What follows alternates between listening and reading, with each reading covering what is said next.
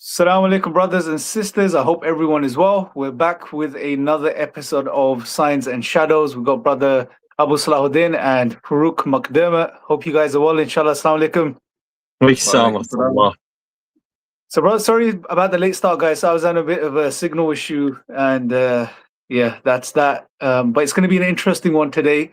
We are going to be looking at some of and we haven't done this actually thus far. We've presented the jinn hypotheses. We've looked at some of these alternative theories and ideas, but we haven't actually sat down and said, you know what, let's go through the top theories on the table, the top hypotheses, whatever they are, the interdimensional, crypto-terrestrial, future human, and so on, and see the pros and cons, the strengths and weaknesses of each.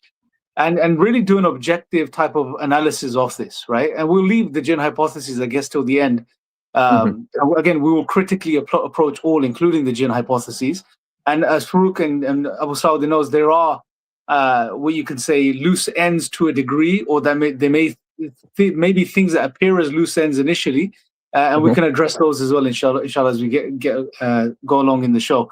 So walaikum salam to everyone that's joining. So the first 20-30 minutes, we're going to go through these, and then we're going to open up to Q&A, and I'll share with you guys a join link, and you guys can ask your questions, inshallah. Walaikum salam to everyone joining. Max is on. LB, Sid is on. Let's see who else is on.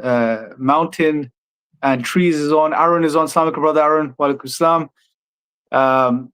May Allah bless you all, inshallah. So let's make a start, bro. Let's kick things off.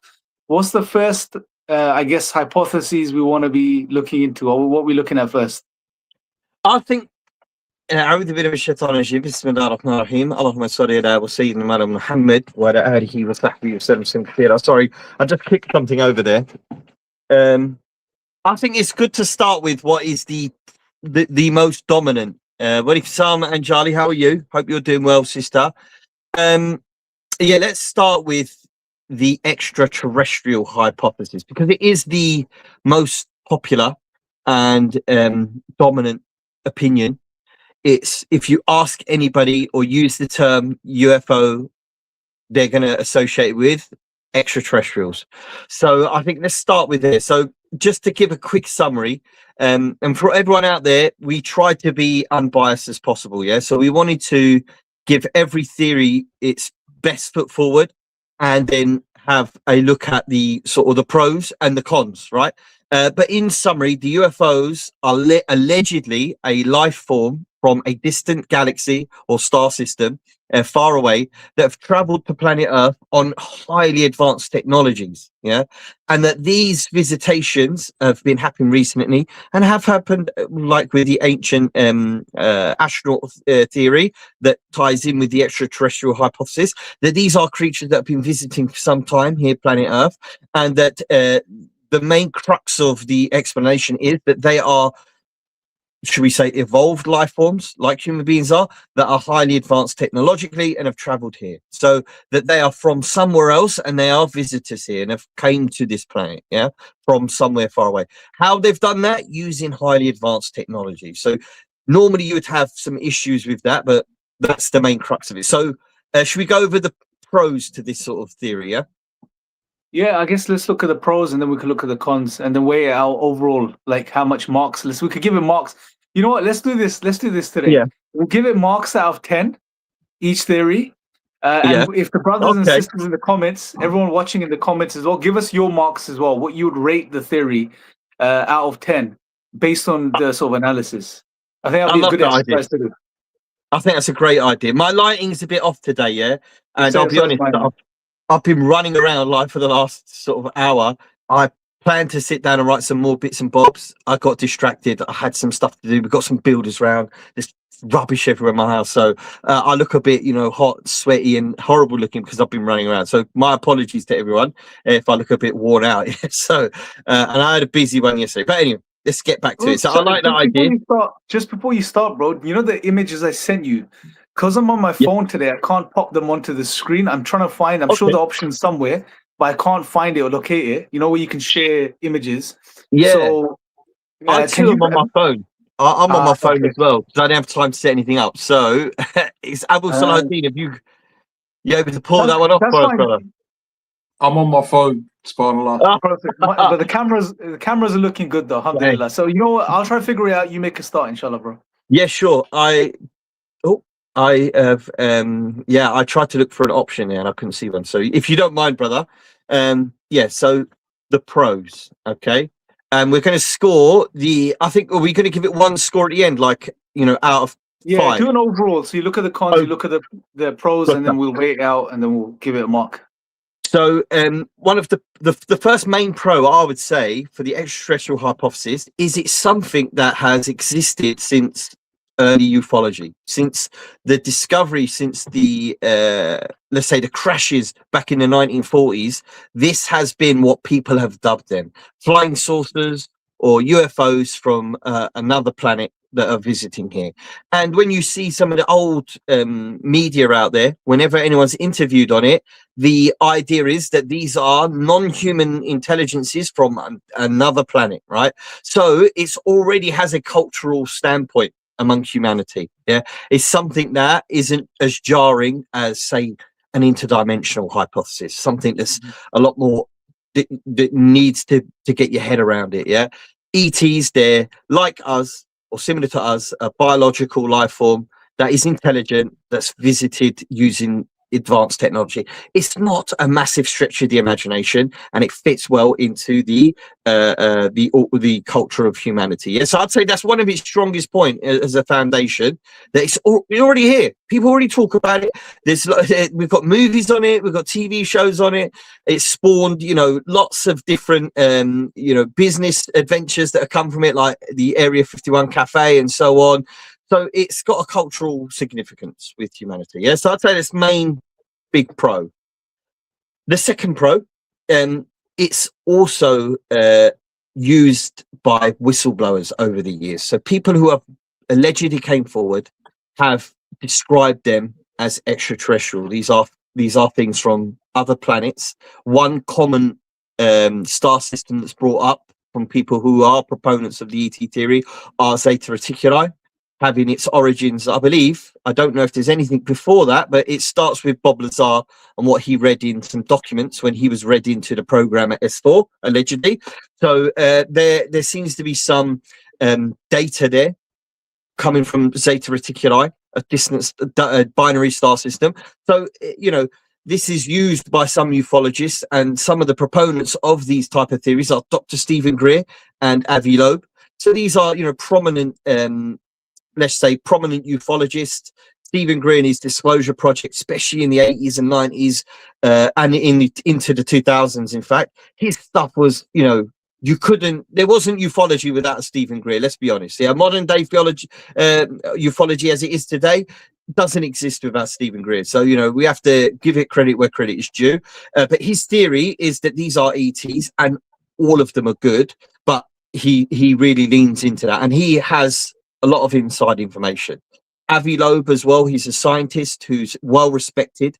He is one of the big names over the last few years to come forward from the academic scientific community and, put his name in the hat as to discuss the origins of these things. And Avi Loeb has used some evidence, especially with his work with regard to, the big, not meteors. Well, it wasn't a meteor. What was it?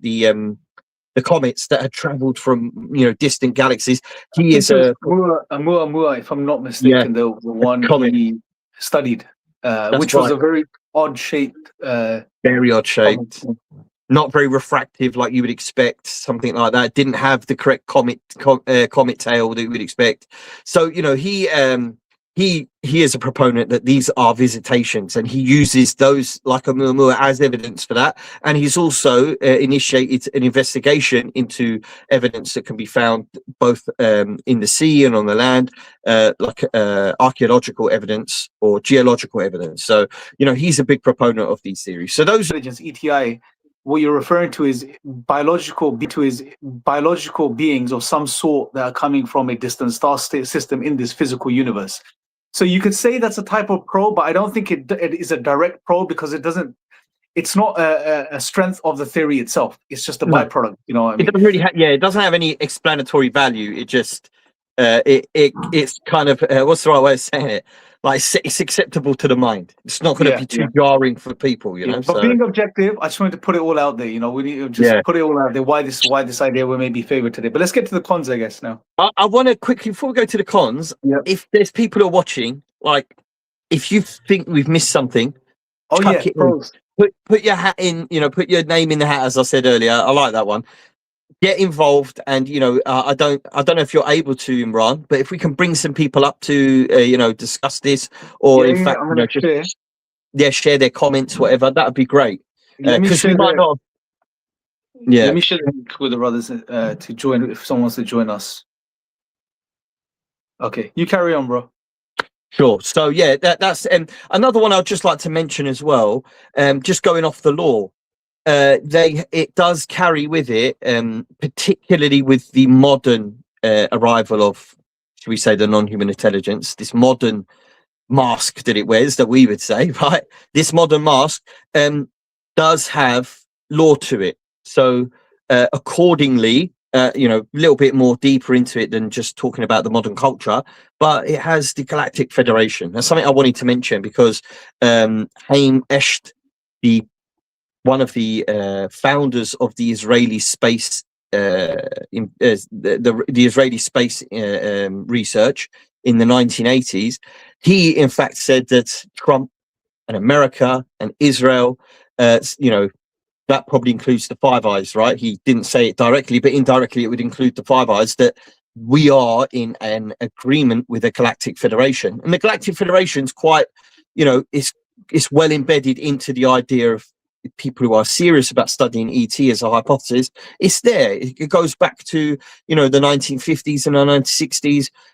I think it was who's the one who bends spoons? Uri Geller, that's it. Yeah, Uri Geller said that he was in contact with the Galactic Federation. The Nine have been proposed as the identity, that they are part of the Galactic Federation of Worlds. So this is something as well that kind of goes with it, because it shows that it's not just a surface level theory that something's visiting from somewhere else. No, this is because if they are traveling from a distant place, they have to be organized. And to be organized, you do the way any conscious being organizes itself. It creates a hierarchy, it has laws, it has rules, and that follows on with the Galactic Federation. So I think, you know, gives it a bit more body to the theory. So there's a question by Jamali saying, are you going to go through all the theories one by one or just in a more random fashion? We're going to try our best, I guess, to go through them one by one and keep some structure to this. That's the plan. But considering it's a live stream and the nature of these shows, as we realize, it can go off on tangents at times, but we'll try to keep it one by one and then inshallah cover as many as we can, because there are quite a few that we need to go through. Maybe we could do a part 2 if we don't get through all of them. But yeah, anyway, cons, bro. Let's get on with the cons, inshallah. Right, the cons. I'll go back to the visual representation. So cons. Okay, this is for me one of the big ones. Doesn't account for the paranormal, the angelic, the demonic, or the cryptic sightings. There is no. It doesn't account for them for many reasons. Like angelic phenomena goes way back. And it is part of the very early foundational stories of mankind. Demonic, again, same thing. It has a very strong history with mankind, and it resonates throughout the religions. Along with angels and demons, it's throughout the religions. So this is something which go back as far as you want to in terms of written or even just cultural representation, that these are there amongst all cultures across the world and all religions. This is something which the ET hypothesis does not account for. We don't really find the classic grey alien throughout history. There are some, definitely, there are some sort of glyph type pictures of what looks like an alien or a modern grey alien, but they don't represent the most of the strange phenomena or most of the mythology. Sorry. Just on that, Farouk, I think it's also important to mention this idea of the classic alien, the grey with a big head. There's nothing about that image which directly suggests ET anyway. This was an idea that first, I believe, Whitley Strieber made very popular through Communion, right? But also Hollywood. This idea, and not only Hollywood, but also people like Aleister Crowley. Let's be honest, the occultist Aleister Crowley, who presented Lam, who had a big head, the prototype of the typical grey. So there's nothing about that silhouette or that archetype which suggests ET anyway. It's You're just right. something that's associated with extraterrestrials, but it could easily be associated with demonic beings or jinn or unseen entities. It could be associated with anything. It's just the times we live in. It's just that association has been made because of Hollywood and pop culture and certain narratives, but there's nothing about it which is directly linked to extraterrestrials. 100%. I use that as that's a great reason why, again, it doesn't hold weight. It is the main, like, it is the poster boy of the ET hypothesis, right? It's the classic little grey alien and the flying saucer. Yeah, these images are mostly modern, and that's why its explanatory value for anything historic is weakened significantly. Yeah. Shall I go through all of them? Then we go to some. Sorry. Hit your points. Yeah? Sorry. Okay. Let's go run through your points first, and then we'll chime in after. This adds to the next point I wanted to make. It's surface level understanding, meaning that in order for you to take it as a, let's say a serious theory or a serious hypothesis, you have to actively explain all of the other strange phenomena. I'll give you an example. I believe Stephen Greer and others have actually said that, what the prophets experienced was a visitation from ET. There is zero evidence of that. And what we have as an explanation from the prophets themselves is that these were angelic visitations, and that they were given a task from the Lord above all else, and that he is one, and that there's a day that's coming. You're going to be punished if you don't believe and follow righteous deeds. Yeah, that's simply what they said. There's none of that in modern UFO law. So they've had to go back and retroactively explain everything that could be construed as something anomalous, something non-human in a visitation, and try to wedge in this ET hypothesis when there's zero evidence for that. So it opened itself up, in my view, to embarrassment, because they've taken this view that it's aliens from a distant planet. They've been told that they're visiting from Zeta Reticuli. Where is this in history? We don't have that. We don't have this idea that, we're coming from somewhere else. No, all other previous non-human intelligence visitations have either been classified as angelic, demonic, or cryptid in another sense. Yeah, or if we follow our theory, that they're all jinn, the vast majority, and the angelic visitation is something completely different. So this has very surface level explanation, and it's ad hoc. They throw it in. That is, it lacks explanatory depth and scope. I wrote this down, yeah, but that ties in with everything I've said so far. And the last thing I want to say is multiple species typologies do not easily fit into a single ET hypothesis.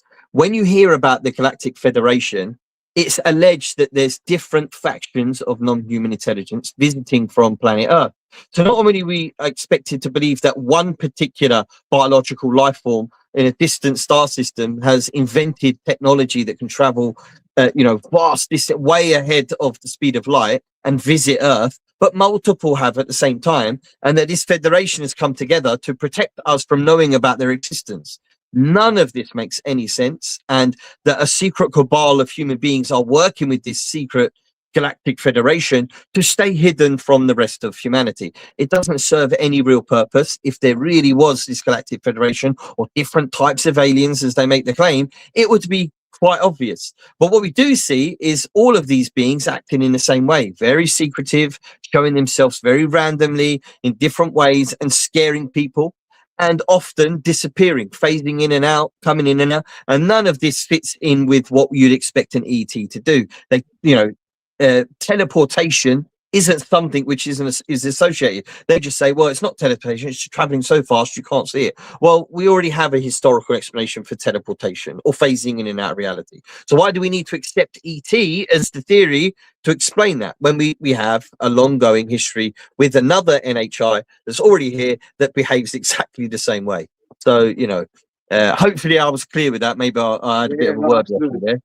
No, absolutely, bro. Jazakallah khair. So those are several cons. Several cons. Abu Saladin, how about yourself, bro?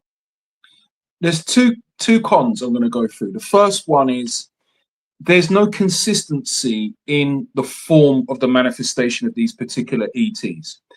If we look, like just after the World War II, there was still the Nordic alien kind of manifestation, blonde hair, blue eyes, typical Nazi dream boy, dream girl. And then we see kind of like this phasing out. Is it because that was just an unpopular image because of what that brings up in the minds, the memories of people during World War II, the Aryan master race? It disappears. We only really see the first kind of like grey manifestation is with the abduction of Betty and Barney Hill. Now, that's what's interesting is their kind of experience takes place, I think it was a couple of days after an episode of The Twilight Zone, where there was a very kind of similar type ET within that particular episode of The Twilight Zone. What's interesting is a lot of the early kind of like, I would say more modern contactees or middle contactees described a lot of these ETs as being more Oriental-like looking. And if you see like this being that appeared in The Twilight Zone, it is kind of, there's like a mix of Oriental and the grey. It's like it's a middle point. And then we only see the grey becoming popular, as you mentioned, with Whitley Strieber. Like if you look at the vast majority of today's accounts of people being abducted, coming into contact with these ETs, it's majority of the grey. So the question is, where did all the Nordics go? Where, did they just decide that, we're going to hand over the stewardship of planet Earth to the Greys and let them get on with it? They've disappeared. Because in the human mind, that's no longer how we see the superior intelligence, the ET. The second thing for me that goes against it is it's something so simple that we sometimes overlook it. And it's this: the human hand. All these beings seem to have a very humanoid-like manifestation. Even if it's a mantid, it's got like the head of a praying mantis, but it's still got 2 arms, 2 legs, a head. Same with the Greys, 2 arms, 2 legs. It's kind of like if we're led to believe that these beings developed on some other far distant star system that probably got different conditions, they would somehow look very, very different to us, but they don't. They look very, very similar to us. So for me, I think that's two of the cons that are against it that to me just discount it, to be quite honest. Yeah, it just reminds me, I guess, to add to what you guys are saying, I think Charles Upton mentioned in the last X Stream, a couple of interesting things. You both mentioned it, which is you get hundreds of different entities that people are seeing, right? It just doesn't make sense that we're being visited at the same time by hundreds of different species originating from hundreds of different planets within the universe. It just does. It's absurd to claim that. I think Valet's points as well could be added here, that the sheer number of sightings and landings that have taken place since at least the 40s, just the 40s. It makes no sense for a alien race to have so many landings if they were monitoring or trying to understand the planet or the environment, etc. On top of it, the absurdity of the experiences, the lies, the deception. Wouldn't make sense for astronauts from another planet to behave in such a way to lie and deceive people. The paranormal aspect, as you mentioned, Farouk, as well. That it's a huge aspect of the phenomena. The sort of poltergeist activity, the orbs, the dreams, etc. It cannot be explained via ET. It doesn't make any sense that these aliens will be behaving like ghosts and apparitions and specters. It just doesn't make any sense. Furthermore, there was another point, man, that came to mind. Anyway, I think there's quite a few there we've covered. If anyone else has any more, there's also the sheer abuse that abductees and contactees come into contact with. If you have these so-called, and this is the perception we're being given, that these beings are somehow technologically advanced, and their technological advancement has kind of given them the ability to become spiritually advanced, well, then you wouldn't be just going kidnapping people in the middle of the night and subjecting them to psychological and physical horrors. That it doesn't go together. You would think that as some kind of benevolent spiritual higher being, you would go in a nice way and, you know, in a comforting way. Do you know what I mean? You wouldn't just appear in someone's house and frighten them to death and then kidnap them and carry out all kind of abusive things. I mean, like what Brother Charles said to Whitley Strieber. He was very blunt, but he was very honest in what he said to Whitley Strieber. You know, how can you see these entities as being benevolent when they are physically, sexually harming you? It doesn't make any sense. Mm-hmm. Absolutely. And I think Charles' point about, you know, these things walking through the walls, you know, and I love the way he positions that point. He says, like, you wouldn't expect Neil Armstrong or Buzz Aldrin to be walking through people's walls on another planet, you know, and visiting them. It's not atypical of biological entities to have the ability to manifest through walls or just manifest through in thin air. There's a question here proved by Anjali. If you do you want to address this, bro, quickly? I'd see it more of a statement. And Charlie, like many others, have had only benevolent experiences, and Greer has taken it to another level. In fact, he even says that no contactee has ever had a bad experience. Anybody who's had a negative experience has had so because of at the hands of secret black programs, and that the government is deliberately doing that to cast aspersions against the benevolent NHI. So, you know, I do see where Anjali's coming from. If you know, if you could say, for argument's sake, that some people who live in a country, a war-torn country, they can say, well, even though they came and blew everybody up, they gave me food, they gave me water, they gave me shelter. So it doesn't mean that the people who fed you and gave you shelter and gave you food and water and clothing are good. It just means they treated you good. I wouldn't say that's a good enough argument to say that, you know, well, they're benevolent, or at least some of them are benevolent. Because if we just take it at face value that they are as intelligent, if not more, highly more intelligent than we are, then absolutely, you know, they're going to have some benevolence when entering and conquering a world, for example. So it doesn't mean, even looking at the way we behave, when America invaded Afghanistan, they treated some children well and some children bad. There's videos online of American soldiers teasing children with water and making them run after a truck. And in other cases, you can see videos of them handing out water and food and provisions to people. So this is just how humans treat other humans. In this case, Anjali's had many benevolent experiences. I don't know if she's ever felt fear, but, you know, it's not a natural thing when something's benevolent to feel fear. I just wanted to add one little thing before I pass back to you, brother. It's also highly strange that even though they're so far away, whatever technologies they've developed to remove memories from people's minds and place new memories in their minds, ones that weren't there before, or place visions in their mind, as many have said before, this shows that highly advanced technology that seems to be created or designed with the human being in mind to perfectly match and fit with us. You would only expect that from something which has a long history with mankind and knows how their mind works and has a deep understanding of it. Not another biological life form from a distant place, because you wouldn't naturally assume that anything growing or living on another planet has the exact same biological functions as you do, or to some extent have knowledge of their biological functions. A human being can't go to a planet on another star system and then start placing memories into their brain. It doesn't work like that. Even if you create a technology that places memories in human brains, it may not work on another creature. Do you understand what I'm saying? So it's highly odd that they would become so technologically advanced that matches completely with how our biology works in order to create such a vision in someone's mind of something in the sky that nobody else sees, you know. So highly bizarre anyway. So there's a lot more cons, I think.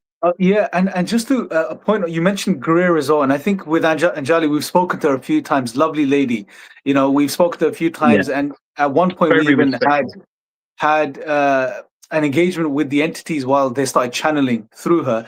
Now, I think that was one moment where Anjali saw a different side to them. I think the video is still up on X, so you know, anyone that's interested in listening to that, they can listen to that space. And they weren't really that pleasant in that moment, at least. Secondly, you mentioned Greer.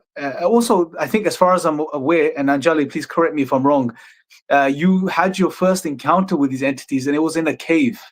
So, it was within a cave system of some sort on a ranch, apparently. Similar with Stephen Gray, he had an encounter while meditating in a cave. Now, again, ET living in caves, I don't see the link. You would expect them to be coming from the stars, coming down from the sky as opposed to being hidden inside a cave. However, we do know that other entities have been associated with caves and desolate areas and mountainous areas, like the jinn, for example. So reason entails that that's what most likely is going, because that's what's directly linked as opposed to something being indirectly linked. Another thing, I don't know if you guys saw Stephen Gray's, there's a clip of someone, I think one of the directors who's doing a new documentary. He stayed in Stephen Gray's house while he was interviewing him, and he slept in his house. And Stephen Gray made the remark that he has entities protecting him, right? And Gray, we know, says that these are all benevolent. There's nothing malevolent about these things. The guy, while he was sleeping in his house, was attacked by entities. That's what he says. He was attacked by entities on multiple nights. Something sat on top of him, on his chest, squeezed him, was suffocating him. And this was while he was awake after the dream, So, I mean, it just because they are appearing to you in a benevolent way, it doesn't mean the ultimate end game is benevolent. It may be something really dark that's going on. So, can I interject and say something as well, just to add into that? I think we have to also remember that the abusive attitude that these entities exhibit to humans is not just physical. It's also they will perpetuate lies continuously. And then what they will do is essentially it will be a form of gaslighting. So it will be, well, this didn't happen, not because we as the entities are not ready to reveal ourselves to humanity. It's because you as the conveyor of the message haven't done enough to convey our message to humanity. It's kind of like putting the burden on you, or they will just out and out deliberately lie. And this is something that Strieber has mentioned, that these entities have lied to him on many, many occasions. Well, in that case, then what would bring about the necessity for these so-called enlightened intellectual beings to lie, and not just to lie, but to make it feel as though me, the person who's been asked to convey the message, is the one to blame? That doesn't go together for me. So I think we have to be careful that, yes, there are bad experiences people have that can be physically bad, but there's also where you are expected to perpetuate lies, or they themselves lie to you. And when you call them out on it, then we see what happens. Absolutely. Let's quickly answer this question before we go to the marks for the first hypothesis, the ETI hypotheses. So Mohammed says, I hope IREP had a community like a Discord server or something. Farouk, do you want to mention what we have as IREP? I think we have a WhatsApp group that's still running with a lot of... go ahead. We have an open WhatsApp group. I'm not sure if we can get it in the comments on here, but I think it's linked to our YouTube channel as well. So if you go to our YouTube, IREP World or IREP.world, you'll find us.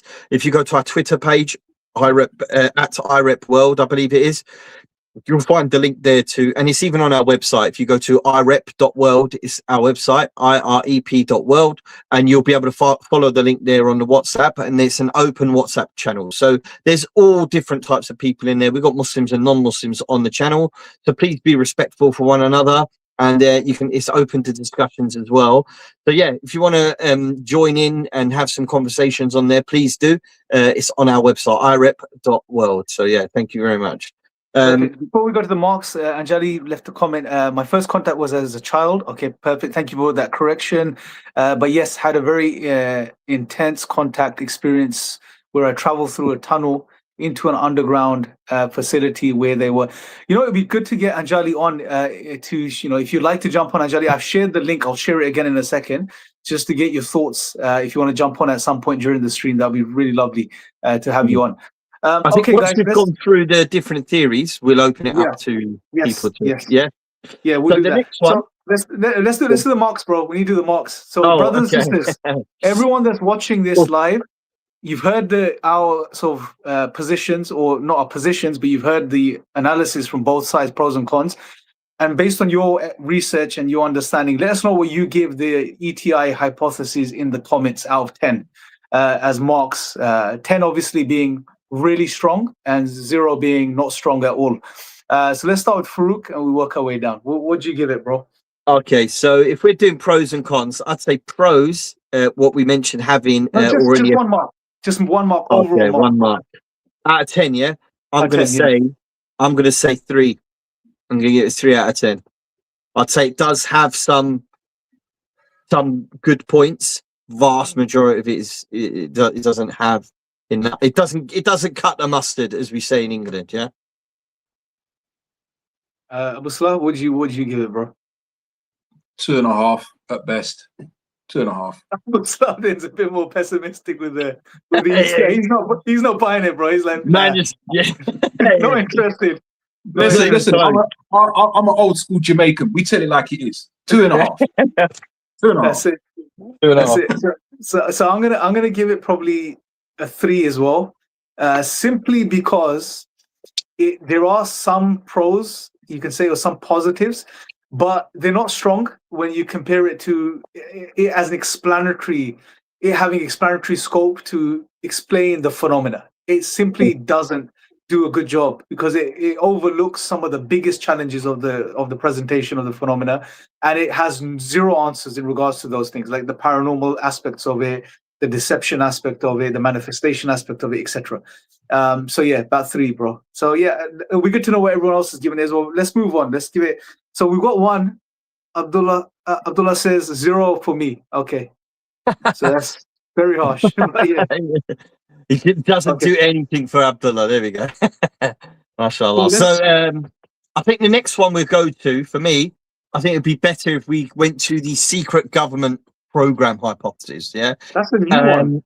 Yeah, and I think that it's the reason why I think I'm doing this second is I think it actually carries a little bit more weight, perhaps, than even the ET hypothesis. Yeah, so and there's a reason for that. Yeah, because we'll go through it anyway. But just to summarize, the claim is that the UAPs seen by people across the world traveling at high speeds are in fact a classified decade-long government program and has been hidden from mankind or the general public due to the sensitive nature of the types of science and discoveries that have been made, and in order to keep the rest of us safe. If this information got out there, and if the quote unquote the enemies get their hands on this type of stuff, it's curtains for the rest of us. So it's so deeply hidden from the most of humanity because of the power that these discoveries. So what is the hypothesis in a nutshell, bro? What is the secret government hypothesis? It's a government. It's an American or a conglomerate government discovery of a type of technology that's highly advanced and has been kept from public understanding and knowledge in order to protect the rest of us from the evils of other nations. Human tech. It's advanced human tech, secret advanced human tech. Okay. Yeah. Based on secret discoveries within scientific research. So whether that might be physics or some sort of power system that they've developed in secret, and that they use this technology very, very sparsely, and that they don't want anyone else to know about it, because if it goes public and everyone gets their hands on it, it's going to be very difficult to control the world. Yeah, it would just be so crazy to give people that level of power. Yeah. So should we go straight into the pros and get through this one? Yeah, that's good. All right. This one, and at the top of I wish we could share this, but at the top we've got what I think is the biggest pro going for it: 0 imagination required. Anybody, an atheist, somebody who's agnostic, or people from religions, if their religion doesn't have any explanation to these things, no matter where you are from around the world, there's no imagination required to understand what's going on. Yeah, it's not difficult. There's been a discovery in science. It's a next leap in propulsion or energy, and they're kept it secret from us. Makes sense. Doesn't require anything. It's conventional. It's not out. It doesn't change the script of humanity and our origins. You simply carry on with your life once you find out. Number 2, it fits in with what we already understand the defense and military industrial complex already does. And that is secret research trying to push the boundaries of scientific capabilities. So it's not jarring. And it already fits in with how we know these types of entities, whether it's American or British or European defense companies. We know they're already trying to push the boundaries and make new discoveries. So it fits in with how these things sort of work. And it wouldn't be too jarring that they made such a discovery. Number three, the type of technology seen can be classified as drones.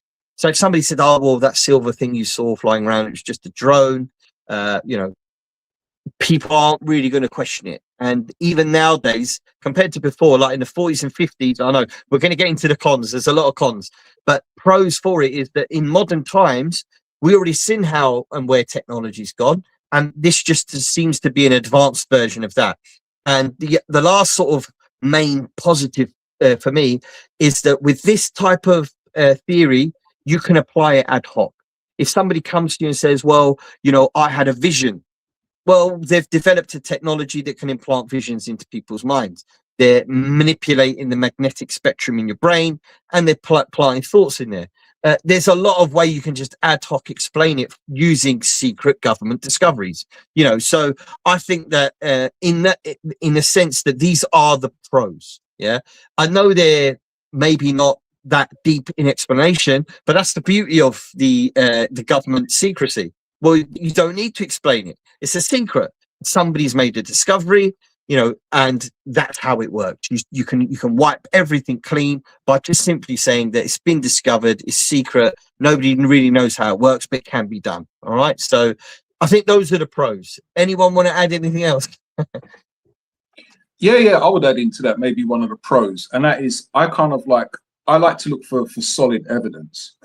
And one of the questions is there any evidence of advanced technology being acquired, hidden by governments? And there's Operation Paperclip that was carried out by the Americans just after World War II. We know that dozens and dozens of Nazis were taken to America, where a lot of them had been intimately involved in, particularly Werner von Braun, who became the head of NASA. He helped to develop the V2 rocket. We also know that there was the Horton Flying Wing that was developed, that was taken to America. That eventually led into the beginnings of stealth technology. We also know that there was a number of Nazi scientists that were developing quote unquote exotic propulsion systems. Maybe they didn't complete them, but they were developing. There's the very famous the Glocken that many people have tried to interconnect with the very famous crash in Kecksburg. I think it was in 65 or 62. Probably Farouk, you'd know better than me. So there is evidence. And also as well, like the idea of, can governments develop technology to make you forget, to implant ideas? We know there is. It was called MK Ultra. It was developed. Professor Jose Delgado developed what he called stimoceders, where literally they would implant electrodes into your head, and it would control how you think. And the whole aim behind it was to create essentially what we would call a totalitarian society, where people's thoughts and ideas literally could be turned on and off. Their obedience could be turned on and off. So I think that is one of the pros for me, that to suggest this technology does exist. We know that when the stealth bomber was originally being test flown, and I think it was being test flown from like 75 onwards, people were seeing it and reporting it as, well, I've seen this triangular craft.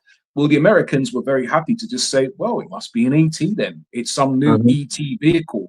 So I think there is some merit to it, but it doesn't fit in with everything. Those are some brilliant points. Yeah, actually, that's probably swayed my marking a bit, because I didn't think about those perspectives. But yeah, I agree. I think it's the most easily digestible out of all of the theories.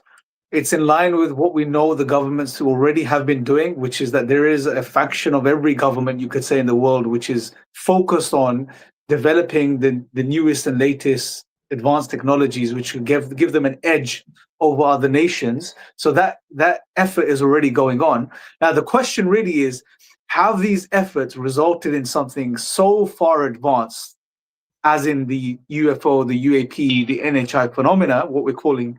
That's the question. That's the big question. My gut feeling is, I don't think that's the case. I don't think they've gotten that far ahead. But nevertheless, let's go through the cons. Let's hit the cons. Sure. Just last thing, the sort of people who propose this as a theory are your Michael Shermer, he is a famous, shall we say, what is it where you don't believe anything? Well, not an atheist, the Agnostic. skeptic. Excuse me, skeptic. Yeah, he is a very famous skeptic. He's one of the people who pushes this forward as an explanation, along with Stephen Greenstreet. Famously, he was part of and interested in the UFO UAP.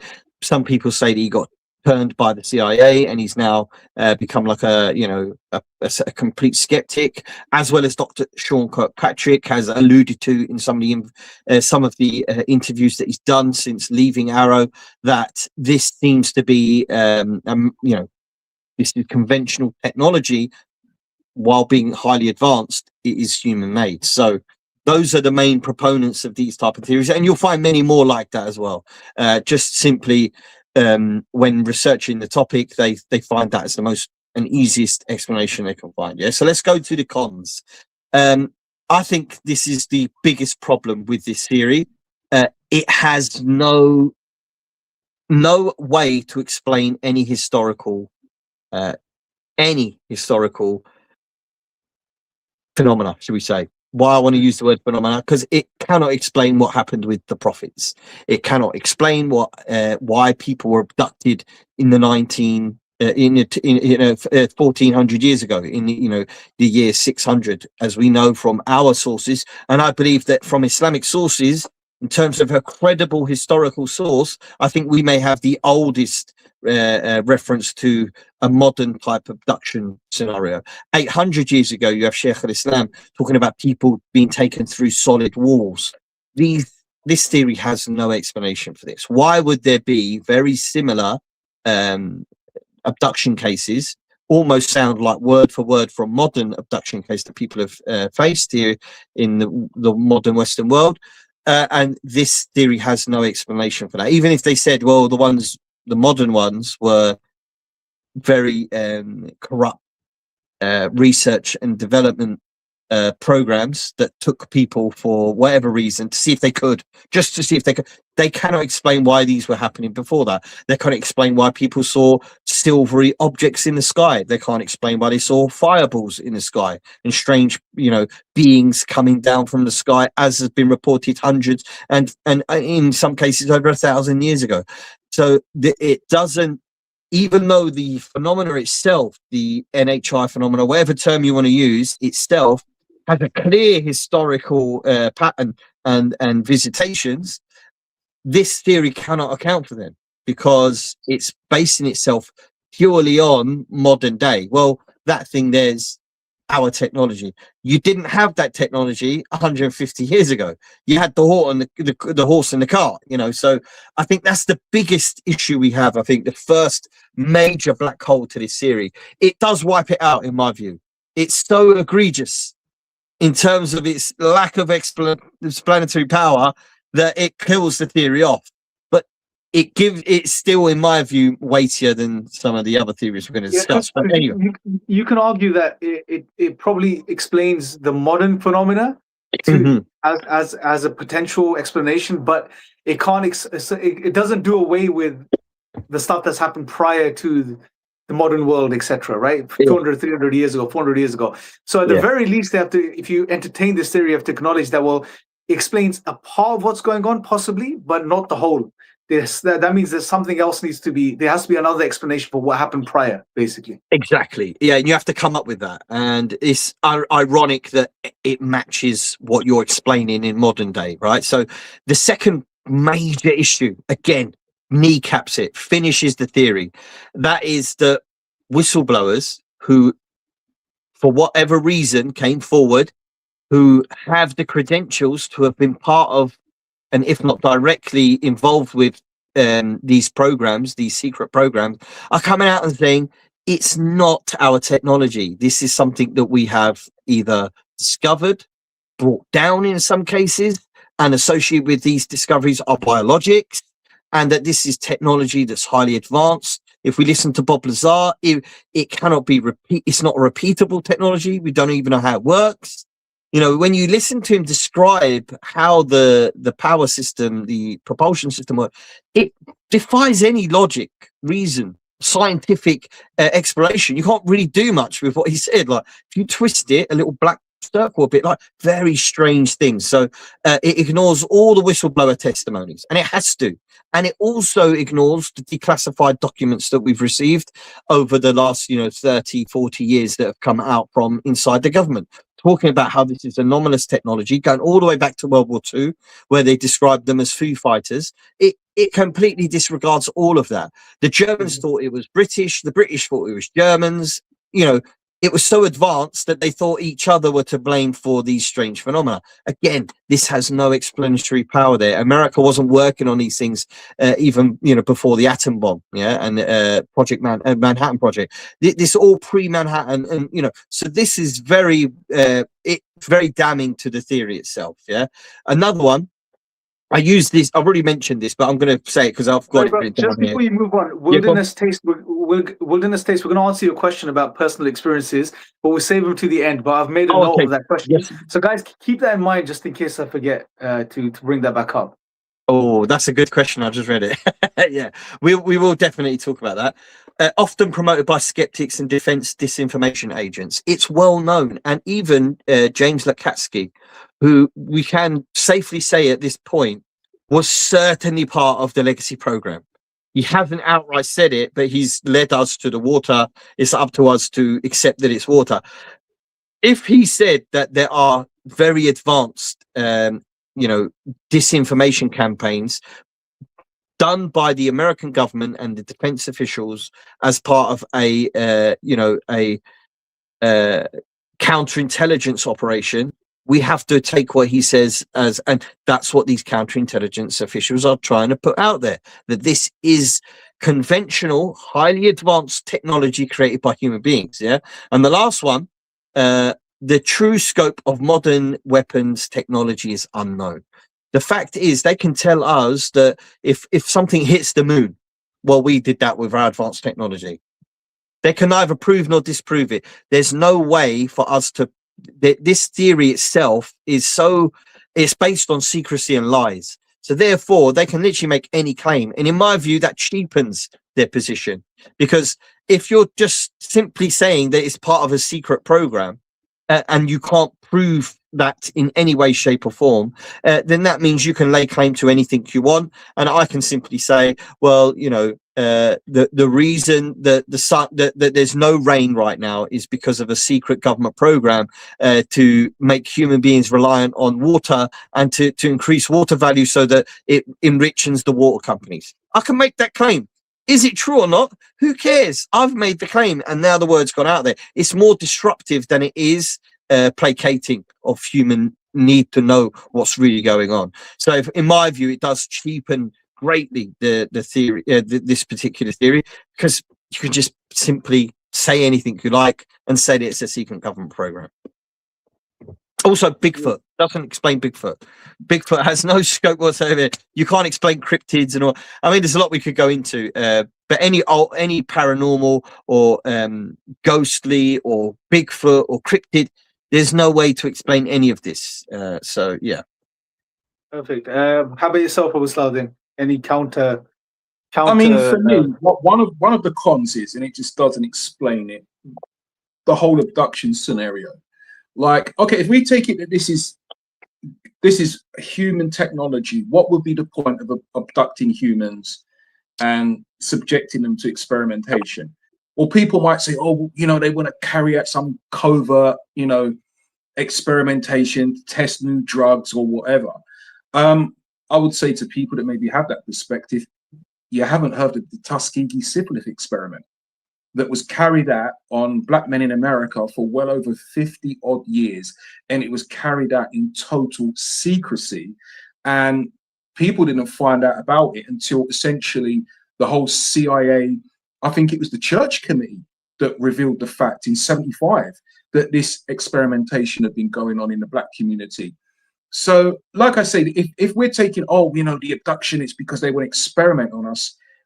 Trust me, they can experiment without having to abduct people. They can do it in plain sight and tell you, well, we're just going to give you a little bit of a shot. You're a bit wound down. We need to boost your energy, your vitamin levels. It's been done in the past. So the abduction level, it just doesn't go hand in hand with human beings. It just doesn't. Yeah, I mean, some would argue COVID is a brilliant example of that, but that's another discussion. We could leave that for another time. But yes, okay, yeah, I echo what you guys are saying. I think another thing which you didn't mention, but you were mentioning around the point, Farouk, was people like Lakatsky and others have clearly stated that they have seen these craft and they are working on these craft. And when they say working on these craft, what they mean is that they are trying to figure out how these things work, right? Now, if you're trying to figure out how these things work, then it's obviously not yours. Because if it was yours, you wouldn't be trying to work it out and trying to build it, right? So that if you take their testimony for what it is, it doesn't make sense that it's internal. But that doesn't mean it's not another nations. But then again, the other nations are doing exactly the same thing. They have in their possession these craft apparently, and they're trying to work out what's going on, how they work. So it seems like there's a lot going against this, although it's quite plausible from one sense, it really falls short when it comes to addressing some deeper aspects. So considering that, guys, everyone watching, let us know your scores for this particular theory in the comments. What did you give this out of 10, weighing everything out? But on the panel, let's go with you, Farouk, man. Give us a score. I'm actually going to be a little bit more kinder than I was with the ET hypothesis. I'm going to give this a 4. It would have scored higher, had it had a bit more explanatory scope, right? But it doesn't, and it gets kneecapped by its own theory. I think the problem with the ET one is it's a bit wishy-washy and it doesn't stick, whereas this one is very direct. It tells you what it is. This is a secret, but because it's so direct, it kills itself because it says I'm this, and then when you look at what it definitely isn't, is that it kind of kills itself off. So I'm being a bit more kinder by giving it a 4, but really and truly it is a 0. It's a 0. It has no scope to explain any paranormal or anything prehistory, but based just purely on modern days and what people, I'm looking at it and how people are going to face today. People like our children, our teenagers, they don't think deep into history when they're looking at these things. So from that perspective, it is a 4. I'll give it a 4. Good point. Abu Salahuddin, how about yourself, bro? You feeling a bit generous or still gonna kite down? Knowing what I know about government shenanigans, I've been studying it for well over 30 odd years. I'll go with 4.5. Oh, yeah. Well, I would have gave it higher, but I did. I think that's a fair score. Yeah, I'm gonna give it a 4 as well. And so I guess on the leaderboard, this is above the ETI hypothesis. And the reason I'm giving it a 4 is because even though it doesn't account for the whole of the phenomena at all, prior to, say, the early 1900s, there's no explanation this theory provides for what happened prior to that. However, if you just zoom in and focus in on post 1900s, post 1940s, then it has more explanatory depth, if you like, than the ETI hypothesis. So 4 as well. So I guess it's number 1 at the moment. ETI has fallen number 2. Yes. Yeah, I would say this: had it not had the clear pitfalls and the whistleblowers completely going against them, it could be the theory. Like it could be a 9. It could be right up there. It's just that the issues with it are so bad that it kills it. But it's a confident theory in itself. Like it believes itself, the people who push it. So if it weren't for those problems, it's right up there for me. But so next is giving it a 5. Let me see if there's any more. I think that's a good score as well. I would have gave it higher, like I said. 4+. Max is giving it a 4+. Right up with an 8 or a 9. Yeah, 4+ is good. Had it not been kill itself, it's right up there, man. So unfortunately, Abdullah is saying more weight on this one. 7 on the technology side of things, but 0 on not being able to explain the beings. Yeah, so good point. So I guess it balances out to around a 4 as well, isn't it? Halfway. If you meet halfway between 7 and 0, you're looking at about 4. So let's move on to the next one, bro. Let's go to the third one. Yeah. Right, let's go. So the next one is the interdimensional or the ultra terrestrial. I've kind of grouped Now them we're warming together. up. Now we're warming Uh-huh. up, bro. Get into the good Yeah, ones. we're getting to the good ones. Yeah. So the reason why I've grouped the two together is because interdimensional kind of like doesn't really have a meaning. In my view, it is an ultra terrestrial thing and it's pushed together into one theory. One could argue as well that you could place, if you wanted to make wider sort of a wider, let's say, aperture to look at the ultra dimensional, interdimensional, you could place the jinn amongst it, right? But it's too broad of a scope, if you ask me. So I've put them two together, but we're going to be specific as best we can as to what we mean when we say that. And I think That's a very good point, bro. That's a Yeah, good I think- point. So it's probably the closest to the Jinn hypothesis in some regards, but we will outline the differences because there are loads. Like you said, it's very general. Yeah. And it's almost like it's a retrospective type of fitting, reverse engineered type of like just look at what's going on and just label, keep labeling and keep adding and building the theory, you know. Whereas definitely. with the Jinn hypothesis, the other way, we have the model and we're applying it to what's happening. So there's a big difference there. But we'll get into that later, the philosophy of it, if you like. Yeah. But carry on, bro. Give us the give us the Yeah. pros. That's why I think ultra terrestrial is a little bit better to use than interdimensional because again, it's too broad. Interdimensional. What does that even mean? Anyway, so summary. This is what the theory kind of suggests to the people. Yeah, UAPs originate from a parallel dimension or an alternate space time. Yeah, highly advanced consciousness. This is the key part. Yeah, so highly advanced conscious life forms exist out of our normal ability to detect or discern or interact with them, and they use a different physics concepts than we have. Yeah, so they exist in a plane of existence outside of our own. Their plane of existence creates a different type of physics, a different type of technology. They are conscious beings, and they have this ability to peer into the consciousness of human beings, and they seem to exist parallel to our own. That's why they're so familiar with us, and it would give a lot of explanation to why they're able to do what they do to the human mind. Yeah, so I think we'll start with the proponents on this one because it has some big heavy hitters. So you have Jacques Vallée. He's one of the early proponents for this theory, along with John Keel and J. Allen Hynek. Now, J. Allen Hynek, for those who don't know, was one of the people who was part of Operation, I think they called it, Operation Blue Book. And his job was to investigate UFOs very early on, I believe in the 50s and 60s, for the American government. It ended up being a washout, but he himself, after the program finished, and he knew it was a disinformation program, he immediately went into researching UFOs, and he spent his life doing it, and he was a proponent of this theory. Now, why it's interesting that some of these old boys, for want of a better explanation, some of these guys who have been around, back in the 60s and 70s, it was much easier to get exposed to elements of the program than it is today. It's less highly secretive than it is today, and it was probably easier to get in contact with people who had been exposed to the program, if not directly part of the program. And someone like a J. Allen Hynek could identify those people and follow up on it.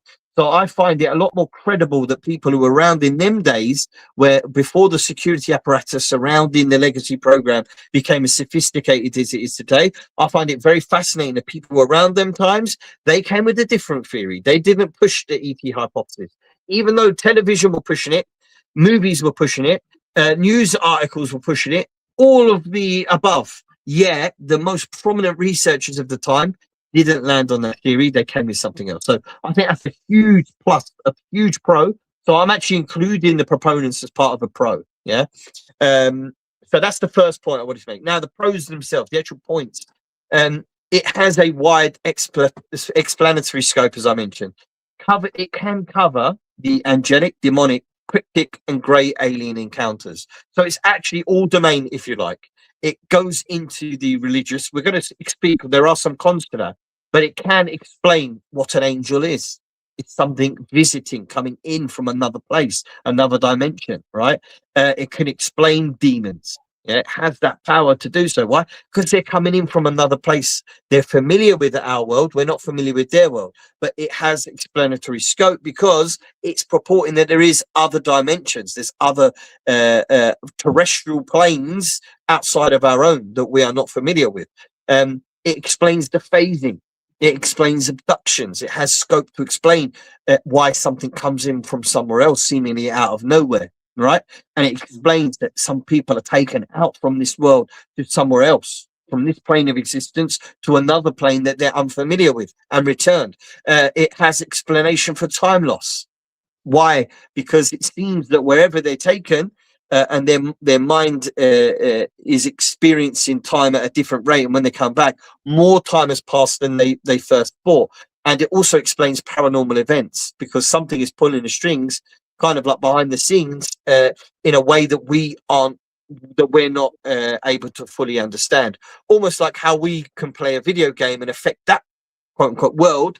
That's something that, with this theory, you can explain that why strange things happen, and why things operate outside of our known physics or our known general understanding of physics, is because something is pulling the strings from behind the scenes. Yeah. The next one, it's not constrained by physics. So generally, with a lot of like the theories that we've discussed already, no matter what, it's to the limit of what is humanly possible. With this particular theory, that goes out the window. We can go beyond what is humanly possible. Why? Because they're not human. They're visiting from another planet, or excuse me, from another plane of dimension, and therefore they have scope and capability that we're completely unaware of. And therefore, all bets are off, as they say. Anything's possible. And purely because we can't go to their plane or their world or their dimension and see how it works, we don't know the full extent of what they're capable of doing. And this does bring some problems. We're going to talk about that. It actually doesn't ignore the religious experiences. It doesn't throw out or say that these people are deluded, or say that it's, just pass it off as visitations. But it allows it to be an experience in a real sense. So whatever the prophets saw in this theory, you can actually say, well, yeah, they saw what they thought was an alien, or they saw what they thought was a demon. And these things did communicate, and they did tell him this information, or that did actually happen to them. The seas did part when Moses, hit the sea with his stick. For example, another one, that Jesus did perform, these what we would call miracles, because of this advanced being behind him that has the capability of healing, right? So it doesn't throw those theories out of the way, but they do. Again, there are some problems with that. We're going to talk about that. And also, the last thing, it encourages healthy suspicion of reported experiences. Because of people like Jacques Vallée, highly intelligent, John Keel, and others, they know not to accept. They know not to accept everything that the phenomena said or done with people. Why? Because when you look at everybody who's had experiences, you can see there's a huge element of trickery that comes with it. And this theory allows for that. And it allows for it to be insidious. It's not claiming them to be benevolent, like an ET hypothesis from a Stephen Greer, for example, or from Anjali, who has only had benevolent experiences. But rather, this theory says it's both. It's not saying, well, there's one or the other. No. There's good and bad, and the good may be deliberate. They're deliberately doing good things in order to confuse us, or that it does bad things deliberately to confuse us. So it encourages a healthy suspicion towards the NHI themselves, and I think that's a very mature look at the data. And one last little thing I want to add as a pro: the people behind the theories had good data. And I think it's a very reasonable way to approach it, not to simply say that there's nothing phenomenal going on, like the previous theory was talking about, that this is human invention. But at the same time, it's not also saying that it's all benevolent and all good, but rather right in the middle. And something, strange is definitely going on, and that we need more data. So, yeah. Oh, I know, Anjali. Yeah, I weren't saying that you weren't. I just wanted to say that, like, your experience of having only good, you're a seasoned researcher, Anjali, I know you are, but someone who isn't like yourself would have only benevolent experience, and it would follow to them that, well, these are only good. But with this theory, if this was adopted by everybody as the main theory, they wouldn't fall into that. They would say, well, oh, hold on, even though it was good to you, it doesn't mean that they're all good, or that even that's a good one. It could simply be masking itself deliberately. So yeah, I think those are the pros. Anyone want to add anything else? Abu Saladin, pros, bro, for the ultra terrestrial interdimensional. I mean, one of the pros for me, yeah, I would say one of the pros for me is it does, where it has the interdimensional aspects to it. That's something that's borne out now in like the developments of CERN in Switzerland. You know, that there was a high level. I can't remember. She came out a couple of years ago. She was a physicist, and she came out. She was on the record, and she said clearly, "Well, we are using the Large Hadron Collider to explore other dimensions. We believe that we've contacted these entities that live in these dimensions besides our own." Even the director of CERN came out and said, "Well, one of our aims and goals and missions of utilizing this technology is to interact, to discover new dimensions." New dimensions means quote unquote new lands, new entities, new beings. So I think there is a lot of evidence that kind of goes hand in hand with it. But then probably as we go through some of the cons, there's other aspects that just don't come in. But to me, just on the technologically development side, the fact that we've had someone go on the record and say, yeah, we've been able to contact these entities in these other realms, highly suggests there is a high probability of it being correct. Yeah, I would agree. For me, the biggest pro of this particular theory is that, like you said, some of the main big names, big researchers who have taken a very objective approach to the subject have fallen into this camp.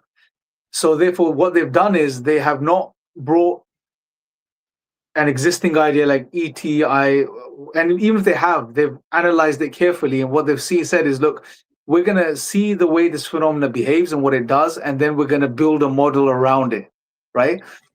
So it makes it very ad hoc, which is also a problem, and we'll get into the cons of it. But so what works for this theory is also what shoots it in some regards in the foot too. But we'll get to that. Let's get to the cons, bro. Let's go through the cons because I know we've got a few more to go. Let's start getting through these, inshallah. Yeah, I just want to quickly add before we get into the cons. There are modern proponents as well, like David Grush. He's proposed this as a theory. He's actually mentioned ultra-terrestrial, interdimensional, as well as other modern whistleblowers have also used that terminology along with ET. So, but yeah, something that needs to be respected. That it's not just the old boys that did it, but rather they were the pioneers. Yeah. So, can you guys hear me? Sorry. Yeah, we can hear you. Can you hear us? I can't hear you. Okay, I'm gonna try to sort this out. No problem. Can you hear me, brother Abu Salahuddin? Yeah, I can hear you. Cool, you carry on. You carry on, Farouk. Yeah, okay. Sort it out on my end. So the first con, cultural religious explanations can be dismissed too easily. What do we mean by that?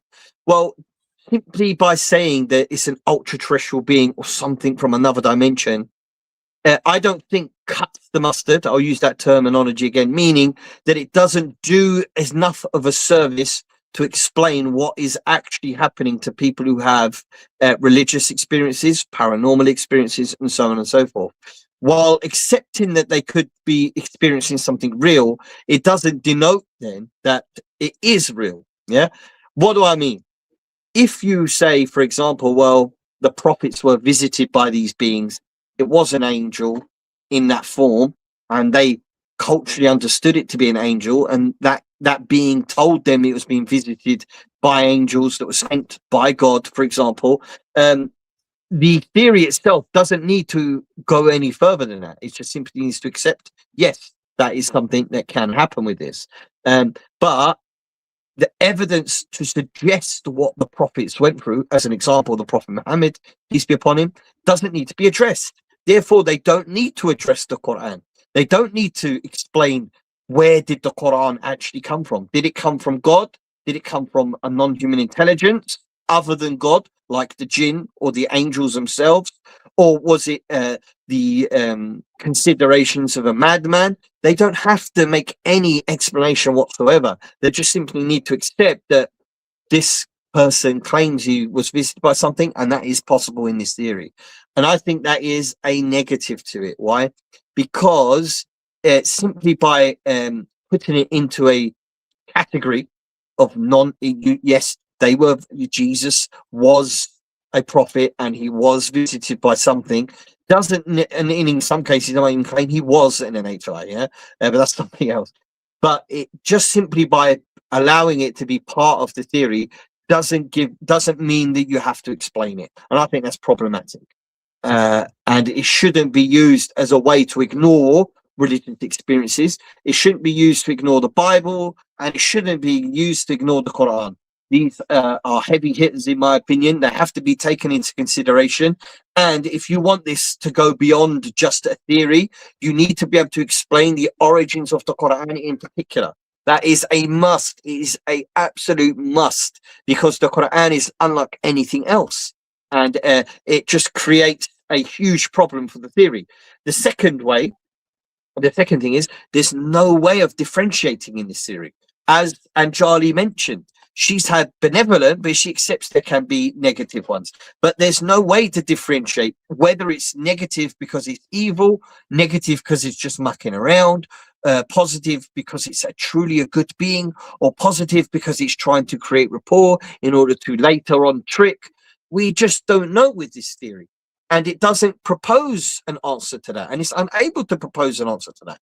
Unlike a religious explanation or an Islamic explanation, which clearly defines the two roles of how a good being, an angelic being, should I say, would interact with human beings, and their unlikelihood to do so with regular human beings, and what their actual role is among creation, alongside the demonic entities among the jinn, the evil jinn, the corrupt jinn. What does a good jinn look like? It's not an angel, but how would it present itself to the human being? This theory doesn't have an explanation for that. That's why when you go to a skinwalker ranch where you have these multiple different experiences going on at once, it can tell you that yes, these things are from another plane of existence. It seems to be a wormhole at this location. Scientific explanation there, but there is a wormhole, and that some of these beings are tricks and they're doing, poltergeist activity and so. But it's not able to explain why. It doesn't have an explanation as to the identities of the creatures behind it and what their motivations are for what they're doing, unlike a religious explanation. So we are getting a bit more pedantic here, brothers, and we're getting into the nitty-gritty, the sort of smaller and finer details. But this is important, and this differentiates, a 10 out of 10 explanation versus maybe a 6, 7, or an 8. Right? It's these small things. So I am kind of like spearing it out here. The last thing, it does create blanket suspicion of all experiences. This theory, like Anjali mentioned, she had positive experiences. This will, no matter what, it creates a suspicion. Well, why? Like I said earlier, why was Anjali visited? Why? Maybe have I had experiences? What was, the underlying reason for it? It creates that suspicion. The reason it does so is because it's unable to place experiences into a good or bad. It can only simply accept the experiences have happened. Does that make sense? Yeah, no, absolutely, bro. Yeah. Absolutely. So the last thing I want to mention, it also, because it's unable to explain the general nature of NHI and the purpose for which they're interacting with human beings, it can only simply accept it and not explain it, and therefore it doesn't do justice like a religious explanation does. And it can reach into history and tell you that yes, it's likely this thing did actually happen, but it cannot comment or give a clear or direct response as to why these things happened in history. So for that reason, it loses its power. While it has a great explanatory scope, it doesn't have the strength to do the heavy lifting, in my opinion, and to give itself a high score. So that's my view. I don't know if you've got any other cons you want to add in, Abu Salahuddin, because I think Imran, there you go. Yeah, I mean, I would add in one, and I think you picked up on it already, and I think it's good to give some kind of evidences, and that is aversion to faith or religion. Why is it that there are certain faiths or faith that these entities seem to have an aversion Good point. If we say, for example, we read the book The Stargate Conspiracy by Clive Prince and Lynn Picknett, Dr. Andreas Puharich was part of a whole team that was using a medium to channel supposedly these entities, the Council of Nine. That was also done by Dr. James J. Hurtak.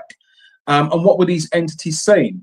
That Muslims are children of the fallen one. In other words, we follow Lucifer. That the Kaaba is the center of chaos in the known universe. And even and I hope she doesn't mind me mentioning this, which is Anjali. She's here with us today. When we had the conversation with the entities that are interacting with her, Brother Imran was very clear. He asked them the question, would you be known as jinn by the 7th century Arabs? They refused to answer the question. When Brother Sam recited the Quran, it rattled them. Well, if these are just, I can go and recite the Quran, excuse me, to Tommy Robinson. Now he's going to be a bit irked, but he's not going to behave in a manner of like, oh, don't want to hear it. No, put my fingers in my ears. So that's for me, it's one of the cons against it, that these entities seem to have an aversion to spirituality. It's quite clearly there. So how then are these interdimensional beings that have got their own aspect understanding, why is it something that's very earthly, very human based, they have an aversion to? Yeah, absolutely. And I think like I mentioned earlier, that because it's an ad hoc theory, meaning it's something that's been generated and built upon as time goes by through the observations of the phenomena, that's a plus, because it allows for us today, or modern people, without a specific metaphysical backdrop, without a specific traditional backdrop, to be able to understand this new phenomena objectively, which is very powerful. But at the same time, because it's ad hoc, you're only being able to add to the theory what you witness or what you observe on the surface. There's no way of distinguishing between what's being shown to you and what's really going on, what the true motives and nature of these entities is, what is the objective, etc. That can only come from another perspective, which we'll get to later on. So what makes it strong is also what makes it weak, because it's ad hoc, and therefore, like Farouk said, it's very broad, and therefore it could be interpreted in many different ways. And if the phenomena intends to confuse and to sway society in a particular direction, then that confusion plays into its objective, right? It wants confusion, and the ultra-terrestrial interdimensional hypotheses allows for that room for confusion, because then it's everyone's interpretation of what's going on and how it's understood, which could be problematic. So I do like it, and I think it's one of the best, if you like, secular ideas out there currently, if not the best, but it has its flaws. And I think it's not either or. I think such a narrative can be enriched with more of a traditional metaphysical perspective, in particular the jinn hypothesis. If you can bring those two together, I think that'd be very powerful. So let's get to scoring it. Maybe I'll quickly start off. I will personally give it, it depends whether you're looking at Keel's ultra-terrestrial hypotheses or Vallée's interdimensional perspective. But personally, I will give it between I'll probably give it like a strong 6.5, if not 7, because of its strengths. But if it's combined, like I said, with a traditional understanding, it could be far more powerful. So yeah, I'll give it a 6.5. Would you guys give it? Let us know in the comments as well what you guys give it, this particular approach. I'm going to give it. Oh, go on, if you want to go first. Yeah, I was going to say I would give it a 7. But like I say, its stumbling point is the aversion to spirituality. I'm actually going to give it a bit of a higher score. I'm going to give it an 8, and I'll tell you why. I think that you won't realize its pitfalls till you look at it properly, and the reason is because it does carry with it a lot of explanatory power, as I mentioned. I think that it only falls at the minor detail, the minutia, should I say, not minor, minutia details, or small details. And also, I would say that if you didn't know about some of the theories we're going to talk about later on, you would accept this as the strongest one. So I'm putting it as an 8, and it only has that score because there are better alternative explanations. So yeah. So let's average it out. What should we say? A 7? Yeah, 7. Yeah. Okay. So we got 7 for interdimensional ultra-terrestrial. We've got 4 for the government secret project, and we've got 3. 2.5, 3 for ETI. Yeah. Okay, cool. So let's move on to the next one. Let's maybe hit crypto terrestrial if you want, bro, and then we'll do future human. Okay. Before you start, bro, obviously Maghrib's going to be in about 15-20 minutes. Yeah. So how do you guys want to do it? I don't think we'll be able to cover everything till Maghrib. Do you want to break and come back and finish it off? I think I wouldn't mind stopping and coming back. I don't mind doing that at all, to be honest. Are we going to stop the stream? No, we'll keep it running. We'll keep it running, and we'll just put a little break, 5-10 minute break, and we'll pray and we'll come back, inshallah. Cool. Yeah, because we're not going to be doing another stream for about another 2 weeks at least, because we got Bampton coming up, and then we're going to be busy the following week or the week before that. So let's just bang this out, inshallah, and then we'll come back with a new topic next time. Okay, carry on, bro. Has anyone got notes on the crypto terrestrial theory? Because I haven't got any. Well, it kind of comes under the ultra terrestrial, doesn't it? That's what I thought. Yeah, but there is a difference. What they say is the crypto terrestrial hypothesis is that these are similar to ultra terrestrial in many ways, but they are physical beings that are hidden physically in a physical place on the earth. So that's the main subtle distinction between, say, the ultra terrestrial and the crypto terrestrial. Ultra terrestrial entertain entities that are not necessarily physical as we understand physical things, and entertains different dimensions. But crypto terrestrial doesn't really do that. It says maybe underwater or in deep cave systems, but there is a group of entities or beings, non-human entities, physical beings that have existed alongside us, but they've been hidden from us, either underwater bases or cave systems, etc. I think that's the main major differentiating factor.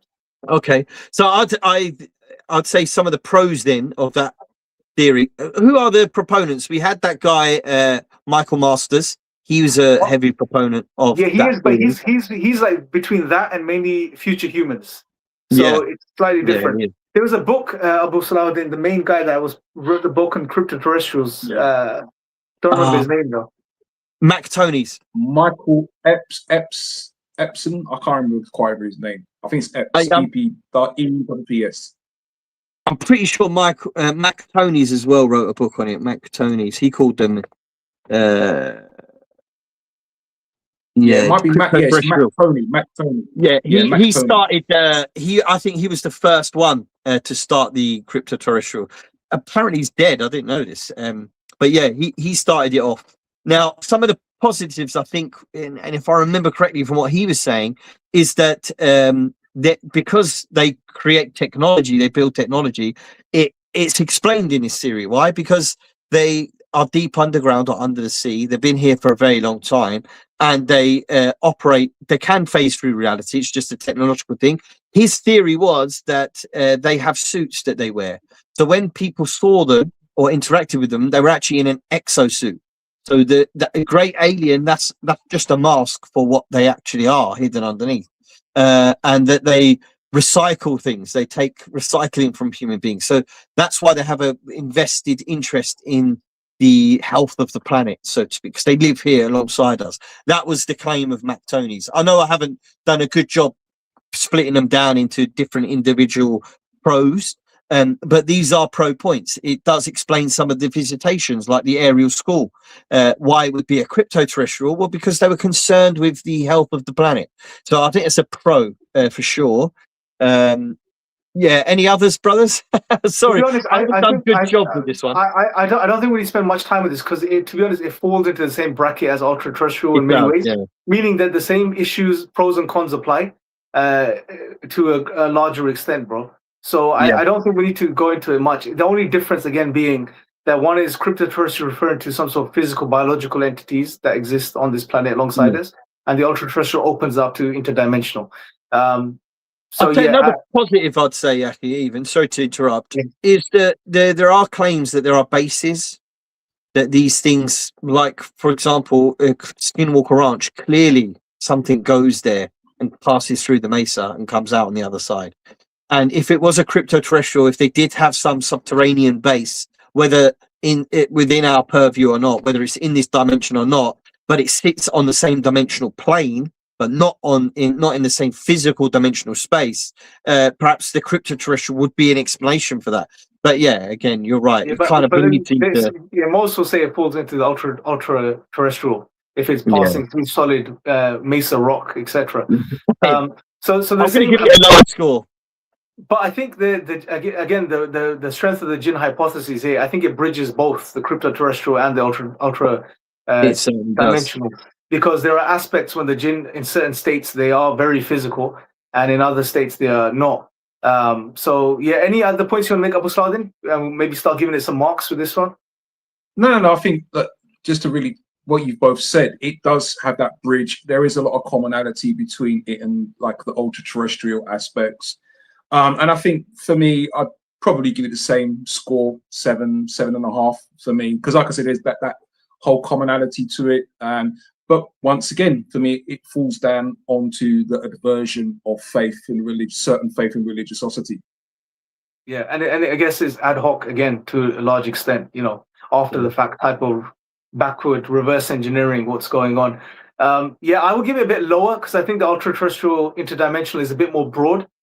Because if you limit it to physical beings, then you can't explain some of the phenomena that's going on, such as the paranormal stuff, etc. So I'll probably give it a 5, or a 4.5, 5. Yeah, probably a 5. I was going to give it a 6, dropping mine from an 8 to a 6, like you said, because there's some restrictions of it being a physical being. I think it doesn't go much further because it adds some additional things that the ultra-terrestrial didn't have. Because why would an ultra-terrestrial need to have certain areas of the Earth that it likes to go into, or it likes to go into the sea? It's well known that the Navy has a big portion of the portfolio purely based on you can see what's in the sky, we can see it. So it's not as classified as what we can't see, which is in the oceans. So I think that the crypto-terrestrial carries that a little bit more. It also goes into Admiral Byrd's claims that there's some sort of inner Earth going on, where Admiral Byrd flew over Antarctica and he saw what he described as greenery, plant life, and an advanced race of beings. Whether or not when they wear this suit they become invisible and able to phase through reality, thus earning a moniker ultra-terrestrial, that could be added as a theory. But as you said, that's me just being ad hoc here. That's the level of that's the level of credibility it carries, that you can just simply with words make it fit, which I think cheapens it slightly. And like you said, it goes down in my view over the ultra-terrestrial purely because it's now stuck as something subterranean, whereas there is evidence. It doesn't account for them behaving like dead loved ones. It doesn't account for them spooking people's homes. It shows no reason for doing this, so it loses some and gains some, I think. So I think the leaderboard is we got ultra-terrestrial interdimensional number 1 at 7, then we got slightly behind it crypto-terrestrial at 6, then we got the government agenda aspect for around 4 or 5, and then we got the ETI right at the bottom, with a 3. Let's go, bro. We may be able to finish this prior to Maghrib, bro. So let's go to the next one. You want to hit the future human, bro? I think that's the last one, right? That we can touch upon, and then maybe the Jinn hypothesis. Wrap it up with that. Let me get in there. Yeah, shall I do the last one then? The time traveler, is that the last one? Future time travelers. Yeah, that's the last one. So the intertemporal hypothesis. So you, mashallah, our brother, do you want to do this one, Abu Salahuddin? Because I love the image you've sent us, and it's a shame we can't share it with us. I haven't got it. I sent it. I haven't got it because I did. Okay. I've got it in front of me. I got my laptop here. So the pros. So the time traveler hypothesis or intertemporal hypothesis. Essentially, it is the claim that these are future human beings. Humans have got so advanced in the future that we are now sending beings back to change the timeline. Or as one plucky individual who was interviewed by David Ross Coulthard, about a year ago, he claimed that he thought that it was America sending back people from the future in order to give America strength for the upcoming, war or whatever. So, very egotistical view, but nonetheless a view. So he thought that these are human beings coming from the future. So the pros, humanoid evolution. It follows in with what is commonly understood as human evolution, that we were once this biological living cell in the ocean, and we've slowly became monkeys over time, and now we are human beings, and eventually we're going to look like what is the grey alien. That is what our bodies are going to turn into. We're going to lose the need for certain things. Unfortunately, boys and girls, we're going to lose our sexual reproduction organs, according to some, and we're simply going to be existing as speechless, almost drone-like creatures that communicate through the mind and don't really seem to show any sort of emotion. Earth focus of this. So the intertemporal, it's a study of the past, and it is a claim that is connected to the genetic makeup in the future. Apparently, according to the theories that are floating out there, that some people have put forward, that there has been a genetic muddling, and that something happens in the future to humanity and we lose our genetic strength. So these creatures are sending back abduction vehicles in order to rescue stronger, more beneficial genetic material so that they have a future to exist in. So they're stealing our genetics in order to stop this genetic corruption in the future, right? To preserve the line of humanity. That's the claim people are making. Very bizarre. Bypass cosmic distance. So time travel on Earth, no interstellar travel. This is simply traveling through time. There's no need to travel through the distant stars or anything. You can simply turn back time and appear wherever you want to at any given time, simply because there's no need to travel through space. It's simply traveling through time. Non-interference.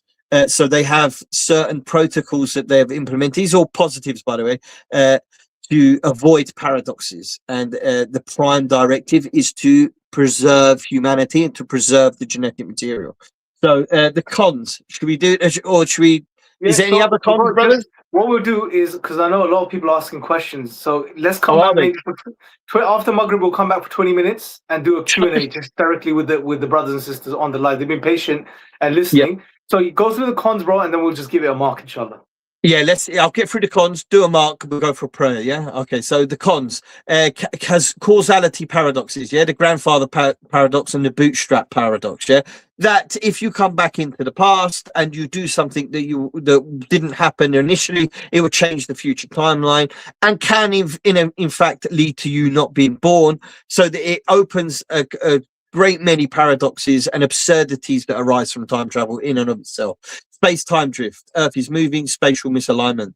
I think that this is, I'm not sure exactly what is meant there. I think, I'm just going to guess that if you travel in the past and the Earth isn't in the spot that you thought it was, that you're in when you travel, the Earth might be on the other side of the sun and you appear in the wrong place. So it's relative to where space. So it causes some issue. If you're time traveling, there has to be very specific way of time traveling. And lastly, high strangeness, poltergeist phenomena, consciousness phenomena. Why are they going back in time and visiting people and saying that their prophet's been sent by God? It doesn't have any explanatory value for any of this. If these are human beings coming back, then why cause and create these problems for humanity? Why are you coming back and pretending to be angels? Why are you coming back and pretending to be dead loved ones? Why are you moving things around people's houses? Simply because you're not.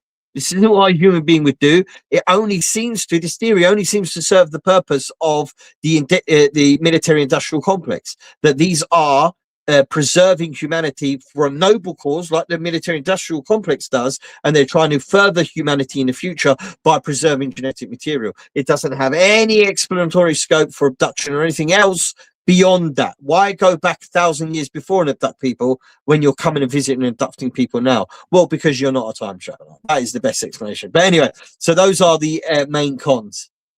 Yeah.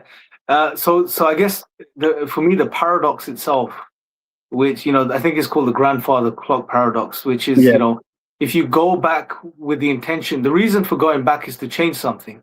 Now, if you go back and change something, then that reason for you going back disappears. So you wouldn't go back in the first place.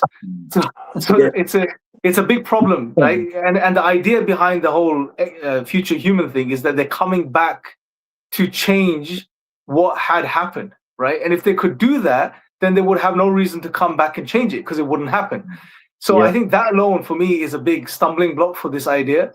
And then plus the whole paranormal side of stuff, and the strange high strangeness associated with it doesn't make sense. The negative experiences that people have, the demonic experiences, doesn't make sense of those at all. So I would put this lower than crypto terrestrial and lower than the government theory as well. Personally, I would probably give it a 4 or a 3, to be honest. A 3, I think yeah, that's a same as strong score. same as ETI, to be honest. Can Yeah, I give my score? Go on. I'm giving it a 0, bro. Or I Really? might even say a 0.5. A 0.5. I'll tell you why I'm being so harsh. It's such an absurd theory that you could spend a lifetime, if you believed in it, you could spend an entire lifetime trying to prove it, and you wouldn't get beyond the moment that you had the concept of the idea itself. It's so absurd, it's so preposterous that for me it's untenable as a theory. And the second you even entertain the idea that it's real and that time travel is real, and believe me, I became Muslim because of researching time travel. The Once you open that door, you completely delete the entirety of mankind's history. It doesn't exist in effect. So yeah, for me, it's just so preposterous. I'm going to stick with a 0. It's a 0 for me. Yeah, I'd say for me it's a 0 as well. It's kind of like, okay, if you go back in time to solve the problem of why you went back in time, then you need to go back in time because the problems would have been solved. Yeah. Or what if you go back in time to solve a problem and you become the catalyst of the problem? So yeah, it's a 0. It's a 0. So I guess we average out to a 1 then between A 1, us. Yeah, I probably was a bit too generous, to be honest. I When think you was. I think I'm probably tired. I outlined the problem and then I gave a decent Oh, score. I've got to be honest, you brutalized it for me. Like, you nailed the coffin for me. And I was like, yeah, no, it's ridiculous. And You you know gave what? it a 4. I stand corrected. Looking back at Can it, you go back in time and give comparing- yourself a 0, bro? yeah, exactly. If I could go back, well, then I wouldn't have a reason to go back in the first place. But compared to the ETI, I think the ETI is still stronger. You're right. So if we gave that a 3, this is probably a 2. So bringing it down to maybe a 0.5 or a 1 overall. So the weakest out of the bunch.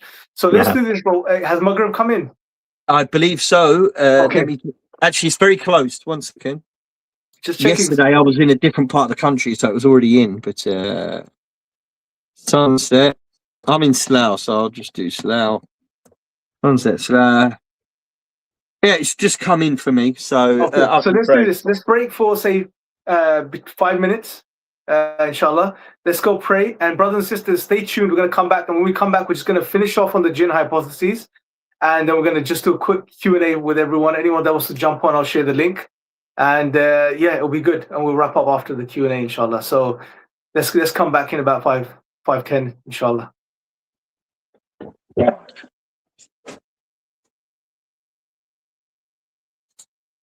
Allahu Akbar, Allahu Akbar. La ilaha illallah, ashhadu anna Muhammadan Rasul.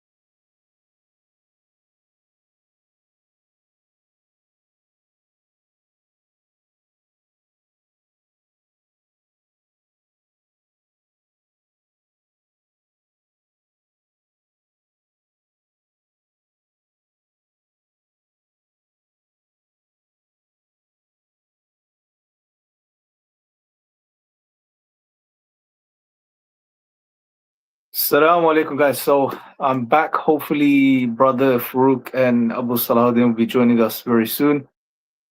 Hopefully, you found this beneficial, guys, inshallah, today's stream. Hopefully, it was something that sort of clarified some things for you, because there are so many ideas and theories on the table that have been pushed and promoted.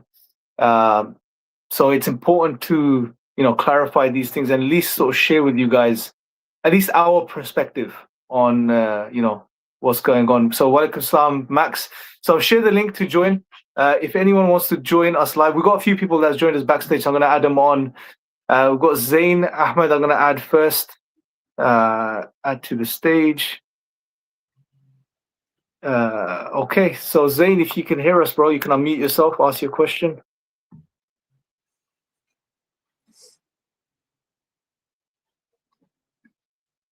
Can you hear me, Zain? Abu Salahuddin, can you hear me? Yeah, I can hear you fine, bro. All right, okay. Zain's dropped off, so let me add the next person. We have Michael Wheeler. Let me add him to the stage.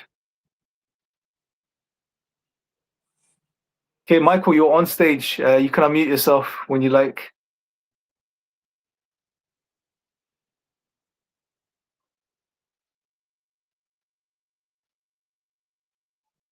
Maybe you can unmute it from your end, Imran. I can't do that, I think. Let me have a look. So, Michael, you're on the stage, my friend. If you'd like to unmute yourself, and probably not a good idea to do that just in case someone can't unmute themselves right now.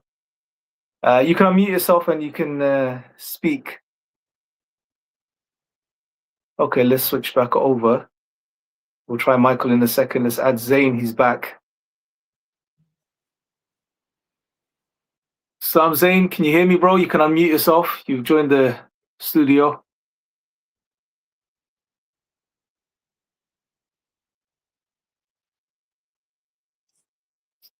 Very interesting. Okay, while Zain tries, hopefully comes on. Anyone else that wants to join us live and ask your questions, you guys can just click the link I've shared. It's in the live chat of this stream, and you can inshallah come on and join us, ask your questions, share your thoughts. So, Brother Abu Salahuddin, while we wait, why don't we do this? Let's start touching upon the final idea, the final theory, which is the jinn hypothesis, and let's try to be as critical and objective as we can, with the same standards we've applied to everything else. Let's look at the cons. Maybe you want to cover some of the cons with us.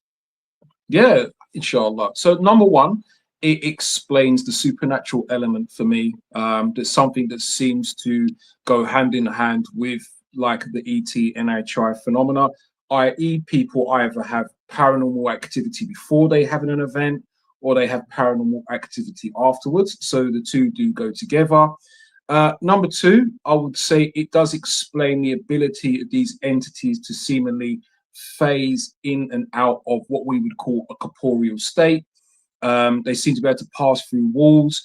This is one of the things from an Islamic perspective that is mentioned about the jinn, is that they have the ability to seemingly become visible and invisible. So perhaps moving from one state to another state as well. Number three as well, and I would also add into like the what I would call the possession scenario. We do know from an Islamic perspective that they're able to possess people as well. And I would just say number four, and that's just kind of maybe covering the basics, is the technological aspect as well. From the works of Ibn Taymiyyah, rahimahullah, he was documented 700 years ago of the technological advancements of the jinn that they had. This is something that's documented, and this is something that also, it feeds into, and it's very much part of, the NHI UAP as well. I would also mention as well is like a lot of the characteristics of the jinn that people do talk about. So people come into contact with these entities and they find them to be, very kind of confidence building, but then they lie, they trick, they make false promises. And this is something that we know specifically from the satanic jinn, that this is what they do as well. So I think there's more kind of pros than there is, perceived cons, and that's probably just some of them. Probably, I'm sure you would have a few more to put on as well, Imran. Yeah, so what I would say, and I think this is what makes the Jinn hypothesis stand out, okay, and I'm being very objective about this. Unlike the ultra-terrestrial, interdimensional hypothesis, which came out on top from our analysis, that is ad hoc. And what I mean by that is it's constructing the idea and theory after the event, after the fact. So the things are being observed, and then we are building that theory up around what's being observed and studied as far as the phenomena is concerned. The Jinn hypothesis brings a model to the discussion. So it's not after the fact. We know the Jinn deceive people. We know that the Jinn can take on different forms and shapes. They can shapeshift. We know that the Jinn can appear as orbs of light, different cryptid creatures, etc. We know that they possess or can attach themselves to people, hitchhiker effect. We know that there's a link between the Jinn and water. We know the Jinn are builders, and they've been building technology for a very long time. These are things we've known prior to 2017 and the whole disclosure movement, prior to the past 100 years, or prior to modernity. It goes all the way back 1400 years. And when we bring this knowledge, which is before the fact of the whole UFO phenomena, the modern phenomena, to the discussion, and we analyze the phenomena, and we see, are there links between the two? The links are apparent. And this is why I encourage everyone that hasn't looked at this. We've got an article on the Sapiens Institute website. It's called The Jinn Hypothesis. We also have a booklet. It's called the Jinn Hypothesis booklet. And we cover those points of contact. We refer to them as points of contact between the Jinn and the UFO phenomena. And when you study both of these phenomena, if you like, the Jinn and the UFO, the NHI stuff, side by side, you see that the parallels are undeniable, that there are so many points of contact, you can't deny them. It matches. There's a match after match after match. So what it does is that if you look at all of this, you can, based on this, infer that the best explanation is, I mean, if it swims like a duck and it quacks like a duck, then it probably is a duck, right? It's the inference to the best explanation. After reasoning in an abductive manner, we infer that this is the best explanation, that behind the UFO, UAP, NHI phenomena is what we call the Jinn. And the Jinn have been known by many different names in different cultures, different societies throughout history, over time, through the centuries. But what's unique about the Islamic position here is that it gives us a lot more information about these entities, their origin, their motives, their objectives, their abilities. There is so much information which enriches the whole discussion so much more. And this is why I said that if you bring now the Jinn hypothesis in line with the ultra-terrestrial or interdimensional hypotheses, and you bring them together, it provides a very powerful outlook on what's going on. Probably the most coherent outlook. Yeah, I was just going to add something into that, and that you mentioned about from one of the things that the Quran does mention about the Jinn is about them being builders. One of the most interesting aspects, I've always had a fascination around ancient Egypt and a lot of the monuments that were built, designed by they just seem to exceed the capabilities of the ancient Egyptians at that time. And I was actually watching an interesting documentary today by what I would call an alternative historian. His name's Randall Carlson.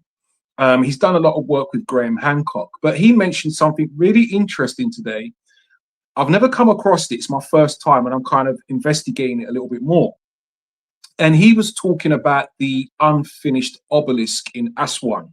That he said, if you look at the evidence that this obelisk was being cut out of, like, I think it was granite, he said it doesn't show signs of what he called dolerite or copper chisels. He said it just doesn't fit in. But what he did say that it's very indicative of, and it seems to match in, and he gave kind of a more recent example. He said is what he called cutting with plasma. And as we know, the Jinn are a plasma-based entity. So it's not beyond the imagination to believe that the Jinn themselves, whether through changing different corporeal states, literally were carving the granite, the obelisks, the stone, literally from the raw material, and maybe the Egyptians themselves were finishing it off. And the reason why I kind of bring it back to ancient Egypt is ancient Egypt, I've always said, is I call it the empire of the Jinn, where the Jinn were worshipped by the ancient Egyptians. They believed them to be their 9 Ennead gods. And the 9 Ennead gods is something that pops up again and again in the whole NHI UAP folklore. There's always the 9, the 9. Or you find there's variations on the 9. I think there's like the 9 deities, or there's the 9 manifestations of Durga. There's also like the 9 Greek muses, that kind of thing. So I think from that perspective, there is a lot of historical interconnectivity that shows the historical interaction with the jinn. And like I say, and also the fact of their quote unquote physicality shows that they were using their physicality to manipulate ancient humans as well. Yeah, you know what? The way I see the plasma angle, bro, is very interesting. It's almost like a test for the theory, right? So it's almost testing the link further between the UFO NHI phenomena and the jinn, because when you look at the jinn, you study, and again, this is not just because now David Grush is talking about plasmoids, sentient plasmoids. The words in the Quran referring to the origins of the jinn have been there since the revelation of the Quran, which is over 1400 years ago. And it's based on those words, the study of the words that are used to describe or related to the origin of the jinn, that we derive the idea that it may be a type of plasma, or what we call plasma today in scientific language. That's been there all along. Marij, Samum, the word jinn itself, when you study those words, you bring the meanings together, it seems like it's referring to what we would call plasma today. It's a working hypothesis. It's not, we're not saying it's absolute. But at the same time, when you look at the whole UFO UAP research, there are voices now in the discussion that are saying it's most likely a type of plasma-based phenomena at its heart, which is very interesting. So again, as a test to the theory, it further confirms what we're saying. Well, let's take just very quickly. Let's look at Skinwalker Ranch. How many times have they recorded light orbs, light anomalies going into the mesa, like seemingly going into solid rock?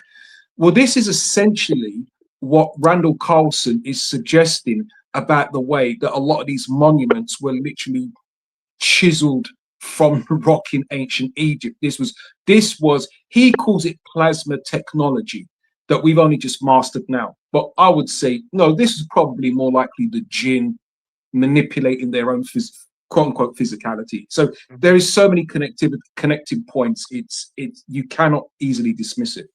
Yeah, absolutely. So let's take some questions if no one's joining us.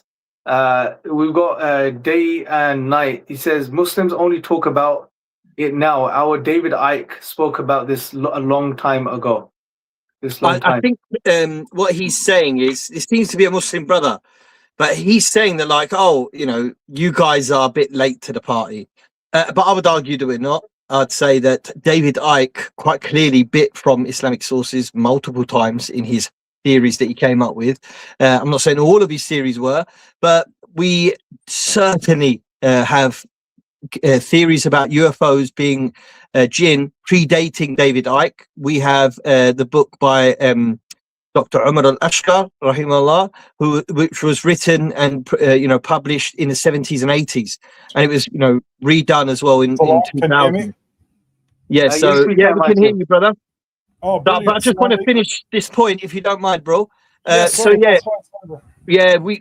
We definitely, his theories aren't the first, and to come with these type of theories. Muslims were speaking about this before him, as well as other UFO researchers in the 80s were linking Islam and UFOs with regard to the jinn hypothesis. So no, certainly not.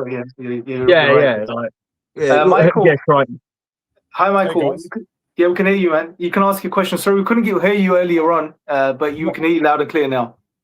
No worries. I think I had my mic turned off at the desktop. I've met Abu Salahuddin in person. I think he knows who I am. I met him and speaking. Yeah. How you doing, bro? MashaAllah, nice to hear from you. I'm good, man. Yeah. No, I'm a big fan of you. I've been following you like ridiculous amounts because you guys are basically in my field. It's what we talk about, What I wanted to add to you guys, was coming from the origin story of Iblis. Okay, so what people I've spent different I've looked into different kind of theories regarding Iblis's fall and the fall of man. And I came into some information a while back. I could write it down for you guys in an email and stuff and send you this, that it kind of maps out the 7 days of creation. Okay. And what it does is it maps out the 7 days of creation in regards to the fall from spirit into matter, and how we basically fell in gradations through the 7 heavens. Okay. And then it talks about Iblis, that was also cast down here. Okay. So what most people haven't got a map of is what they call the 7th heaven. Okay. There are 7 layers of heaven, right? Classically. And one of the theories I heard was that in our most spiritual highest point, highest state, I don't know if you guys have heard this, but they refer to it as the golden age of Saturn. Okay. So this golden age of Saturn is known all around the ancient Roman world. It's been referenced. You guys can search up. It's basically a time when Saturn was our sun. Basically, there were no seasons. There was abundance. There was no growth. There was no pain in childbirth. And then what you notice is that this Saturn level was basically the point, the dot, and after that, something called what the Greeks mapped as the overthrowing of Kronos, okay, by Zeus, meaning Jupiter.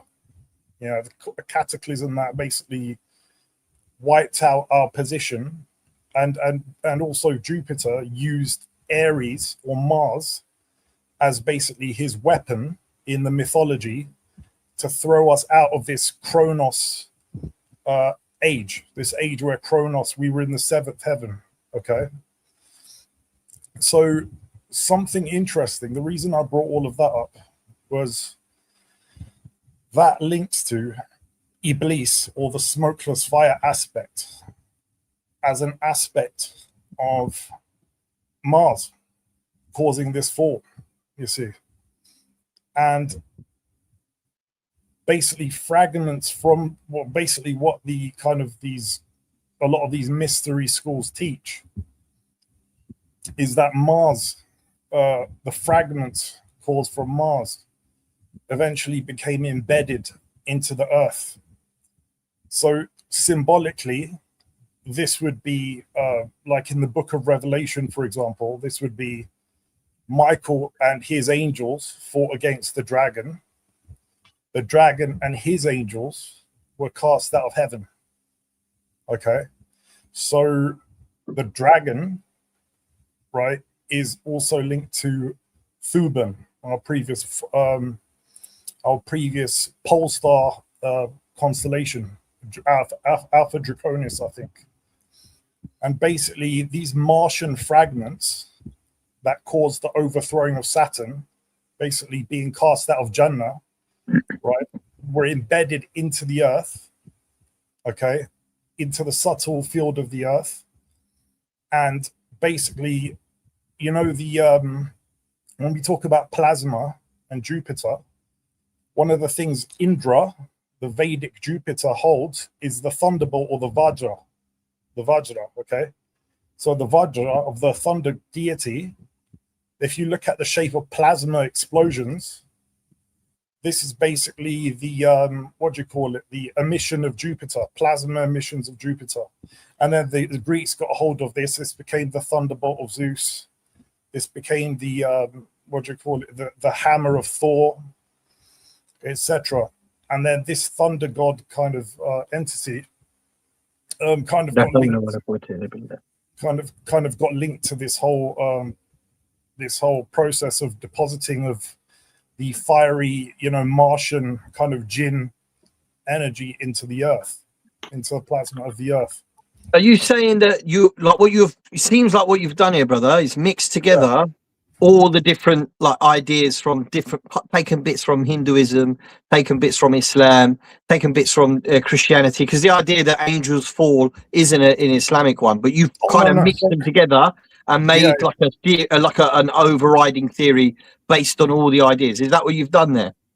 No, sorry. The reason I was going to those other examples outside of Islam was basically to communicate how other groups of people were trying to portray the idea, basically portray the event of what happened historically.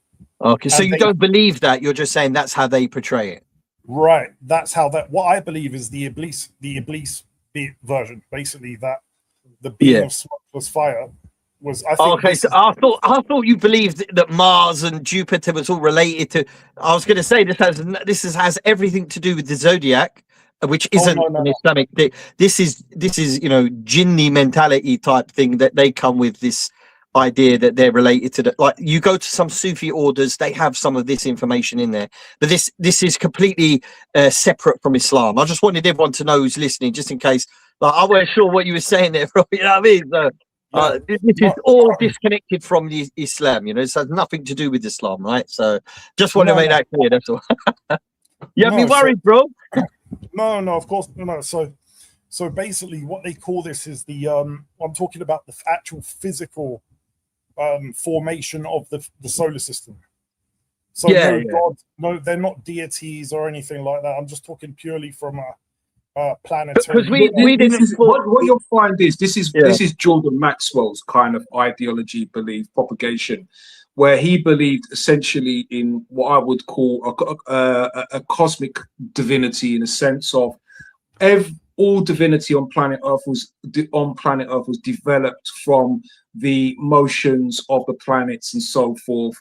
One of the biggest issues I have is this constant, and we've seen this even within people that investigate, the paranormal, is that somehow this idea that Islam is part of the Saturn death cult.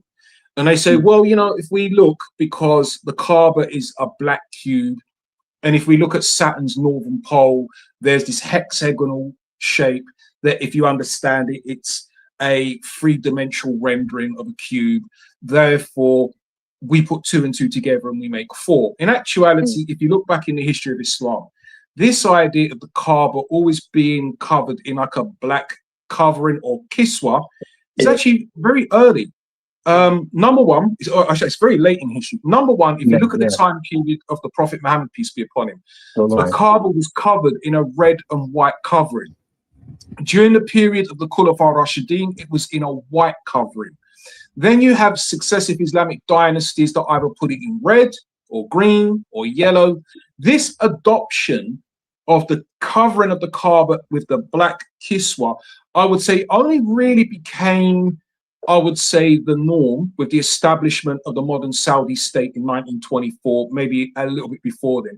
Because even during the period of the Ottoman Caliphate, they had green. I think they even had green and red at one time. Covering. Even the shape, isn't it? The shape of the Kaaba itself was, and like I say, for me, it just feeds into this rubbish of Islam's the whole Saturn death cult. And I'm not saying that early humans didn't worship the planet Saturn. Clearly, they did.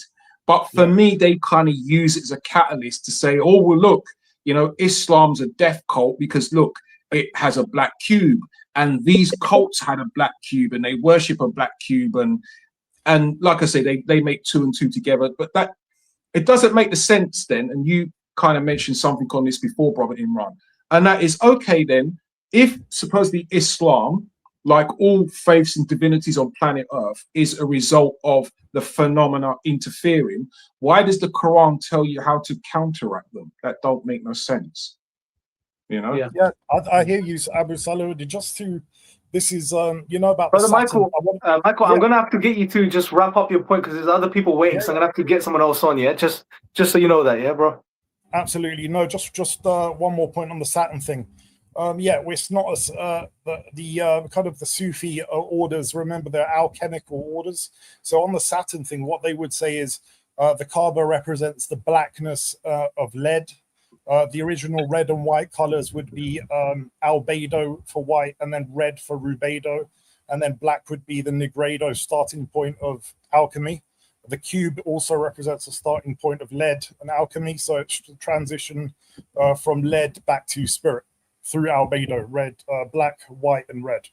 And that's what I wanted to say. It's not a worship of Saturn or anything like that, and that's what the alchemical Sufi orders would teach, basically, generally. So, thanks for having me on, guys. You're welcome, Thank you, bro. bro. Sorry if I seemed a bit rude, man. Man, forgive me, brothers. Yeah. Yeah, it's very. By the way, I didn't so- get so to- yeah, I didn't go get on, to bro. vote on the jinn hypothesis, right? we voted on all of them. Yeah, I left that because I don't think it's like it's our own hypothesis. It'll be wrong for us to vote ourselves. It's a 10. It's a 10. we leave it to everyone else watching to vote on the gin hypothesis. Yeah. And they can let us know what they think. But just a point on that, I do want to highlight that what happens sometimes, if you not with the brother, but just generally, I've noticed this trend amongst others that when they get into the research of these topics and into the occult and the esoteric and into sacred geometry and stuff, sometimes what ends up happening is we start applying that knowledge onto Islam, right? Which is problematic. Take, for example, the idea of sacred geometry. When I did that video on the UFOs and it displaying shapes relating to sacred geometry, some people started to ask, well, the Kaaba is a cube and, this, that, and the other. And we shouldn't start imposing these other ideologies upon the Islamic tradition and starting to understand it from that perspective. There's a domain for that study. And also when it comes to shapes, and this is the point I mentioned earlier, look, these things everything is created by Allah, right? There's nothing inherently wrong in shapes, right? Things, Allah built this dunya and this worldly life out of different shapes, right? There's nothing inherently wrong about shapes. It's the meaning people associate to the shapes, which is problematic. So when someone takes the cube and starts to give it a spiritual significance and starts to worship it, which some of the early Renaissance thinkers did, they would meditate over sacred geometric shapes, and it was a spiritual practice. That's when it becomes problematic, right? So just wanted to clarify that. We've got AD on. Brother, if you can hear us, you can unmute yourself and ask your question, inshallah. Yeah, assalamu alaikum. Can you hear me? Oh, sorry, brother. Yeah, appreciate the good conversation. I had a question. I wanted to know what the panel's explanation was, or like a possible theory. So I definitely believe in, all these supernatural things being like the jinn, like I 100% believe that, but a skeptic might ask, in 2026, we have cameras everywhere. We have everybody with high definition cameras on their phones, video, etc. Why are we not like capturing some of these like sightings, and the only plausible explanation I can come up with is that, obviously we believe these shayateen are conscious and they know what they're doing, and they might not want, these things to be out there necessarily. So I just wanted to get the panel's opinion on why you guys think maybe like what could be a possible explanation for why we're not seeing like, I guess captured instances of these. Sure. Yeah, brilliant May I question, bro. answer? Yeah, go ahead. May I? Yeah. AD, I'm going to take you off, bro, but Farouk's going to answer your question because I've got another guest in the back end. Oh, Yeah, yeah, no problem. Appreciate it, guys. Thank you, bro. Thank you for your question. No, thank you, AD. Okay, bro. Very respectful and really valid question. So the question was essentially, why haven't we got more media on it? If they're flying around and we can see them, why aren't we capturing it on video more? The reality is we do. We capture it on video all the time. It's just it never hits the threshold that is sufficient for a skeptic. A skeptic doesn't look at a small silvery ball that's traveling erratically in the sky, and he doesn't associate that with something anomalous. He'll say, well, it's a balloon. So there is a lot of media out there. We actually had recently, over the last few months, we've had a number of files released by request and order of the White House. Donald Trump himself stamped it out and said, we need more stuff to come out. A lot of those videos are grainy, but they have a good chain of custody, meaning they come from the Air Force or they come from the Navy, and they have a chain of we know where they came from, we know how they were captured and with what types of vehicles they were captured with and what the technology they were captured with, and they are anonymous. They've been categorized as anomalous by the American government. Again, this is just media. the thing is, I think for a skeptic, you know, even if you show a video of an alien, they're going to say this is made up or that it's CGI. If you show them a video of a really clear picture of a flying saucer, as there are many out there, they're simply going to say it's a hoax.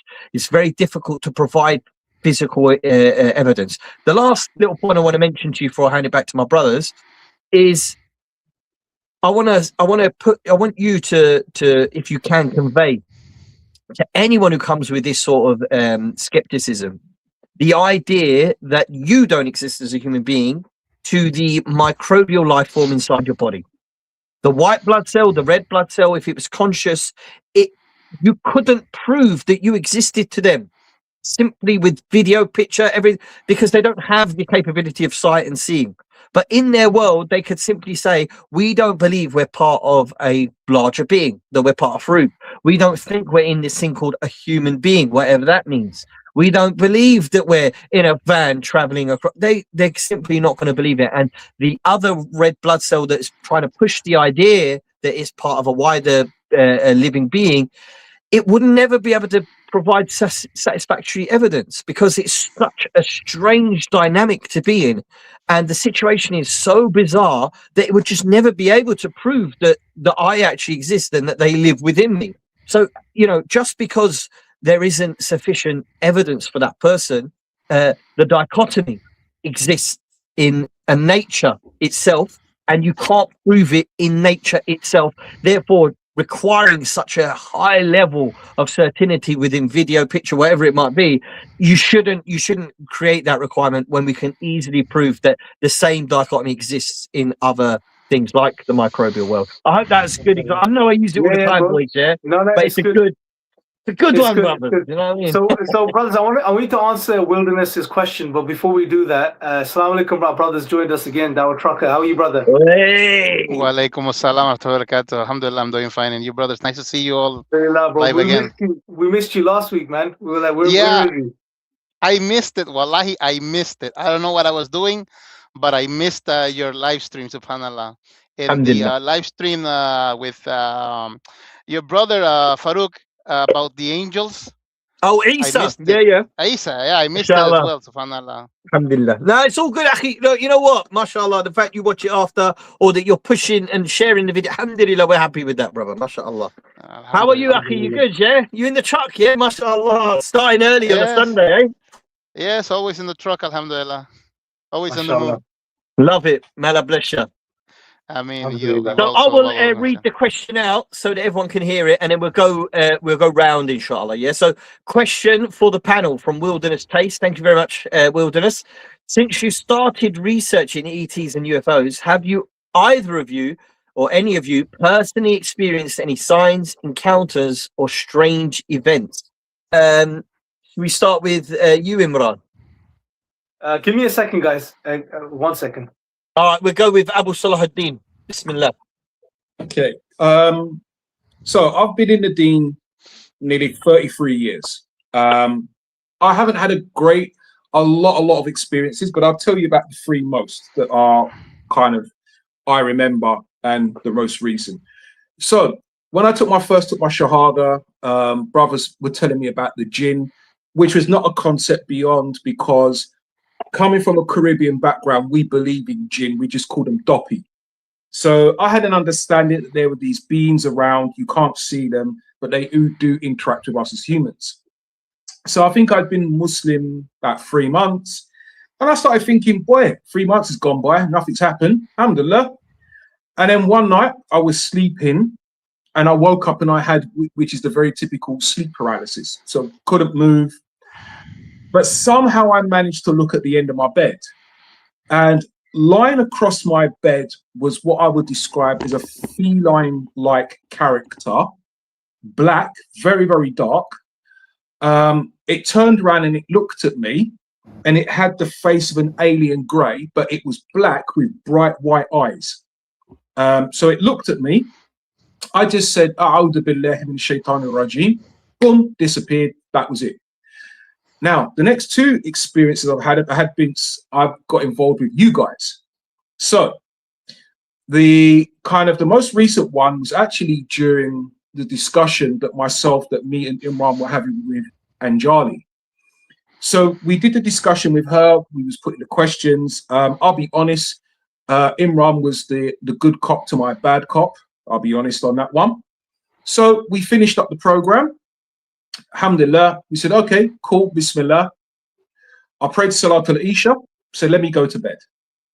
So I sat down on my bed, and all I can describe is I had like a burning sensation on my shins, like a burning sensation.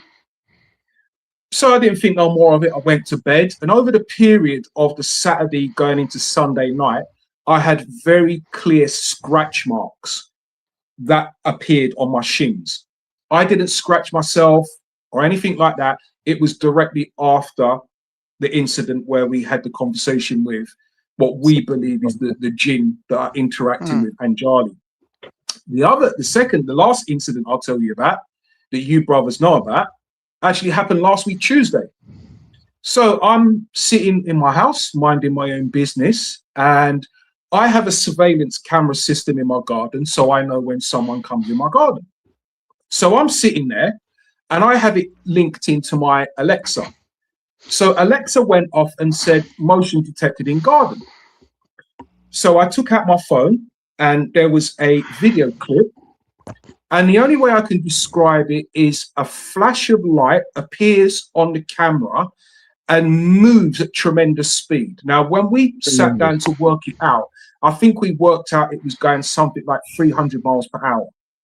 Yeah. What it does, it flashes really quick. And this is the thing I want everybody to understand.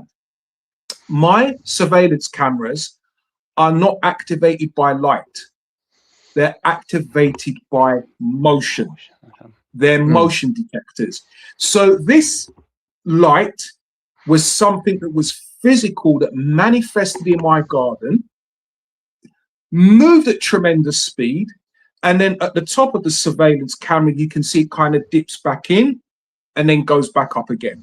So that was my personal experiences. And it goes par for the course. I don't expect it not to happen. But we just say in all events, we say, alhamdulillah.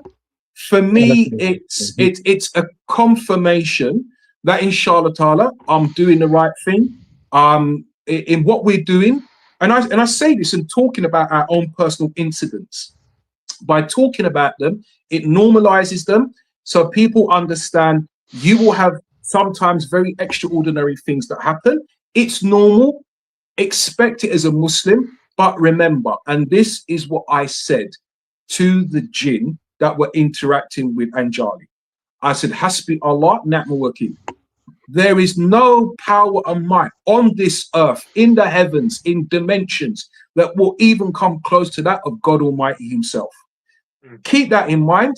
Say alhamdulillah, and these things won't faze you, inshallah. So that's just my recent experiences. Just to clarify, because I've seen some comments, but just on his brother and sister, we shouldn't do stuff like this. You know, Anjali's our guest. You know, may God guide her and guide us.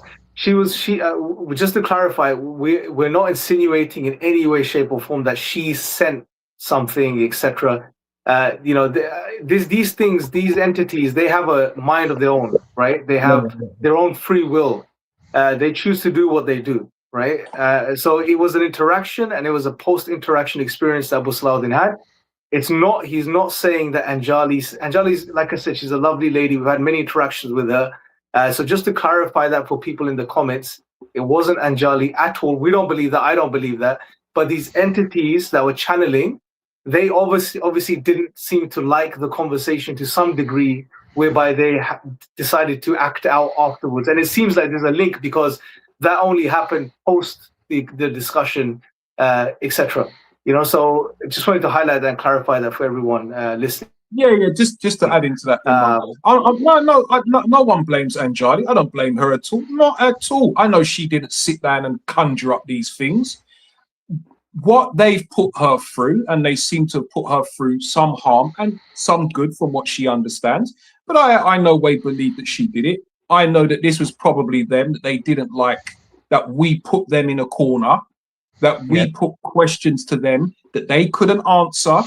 And I think the best aspect was when the Quran was recited to them, and even Anjali could see what it did to them, and they didn't like it. So they thought, well, let's go and have a see what we can have a go at Abdul Karim. Like I say, Imran was the good cop, I was the bad cop. Alhamdulillah, there you go.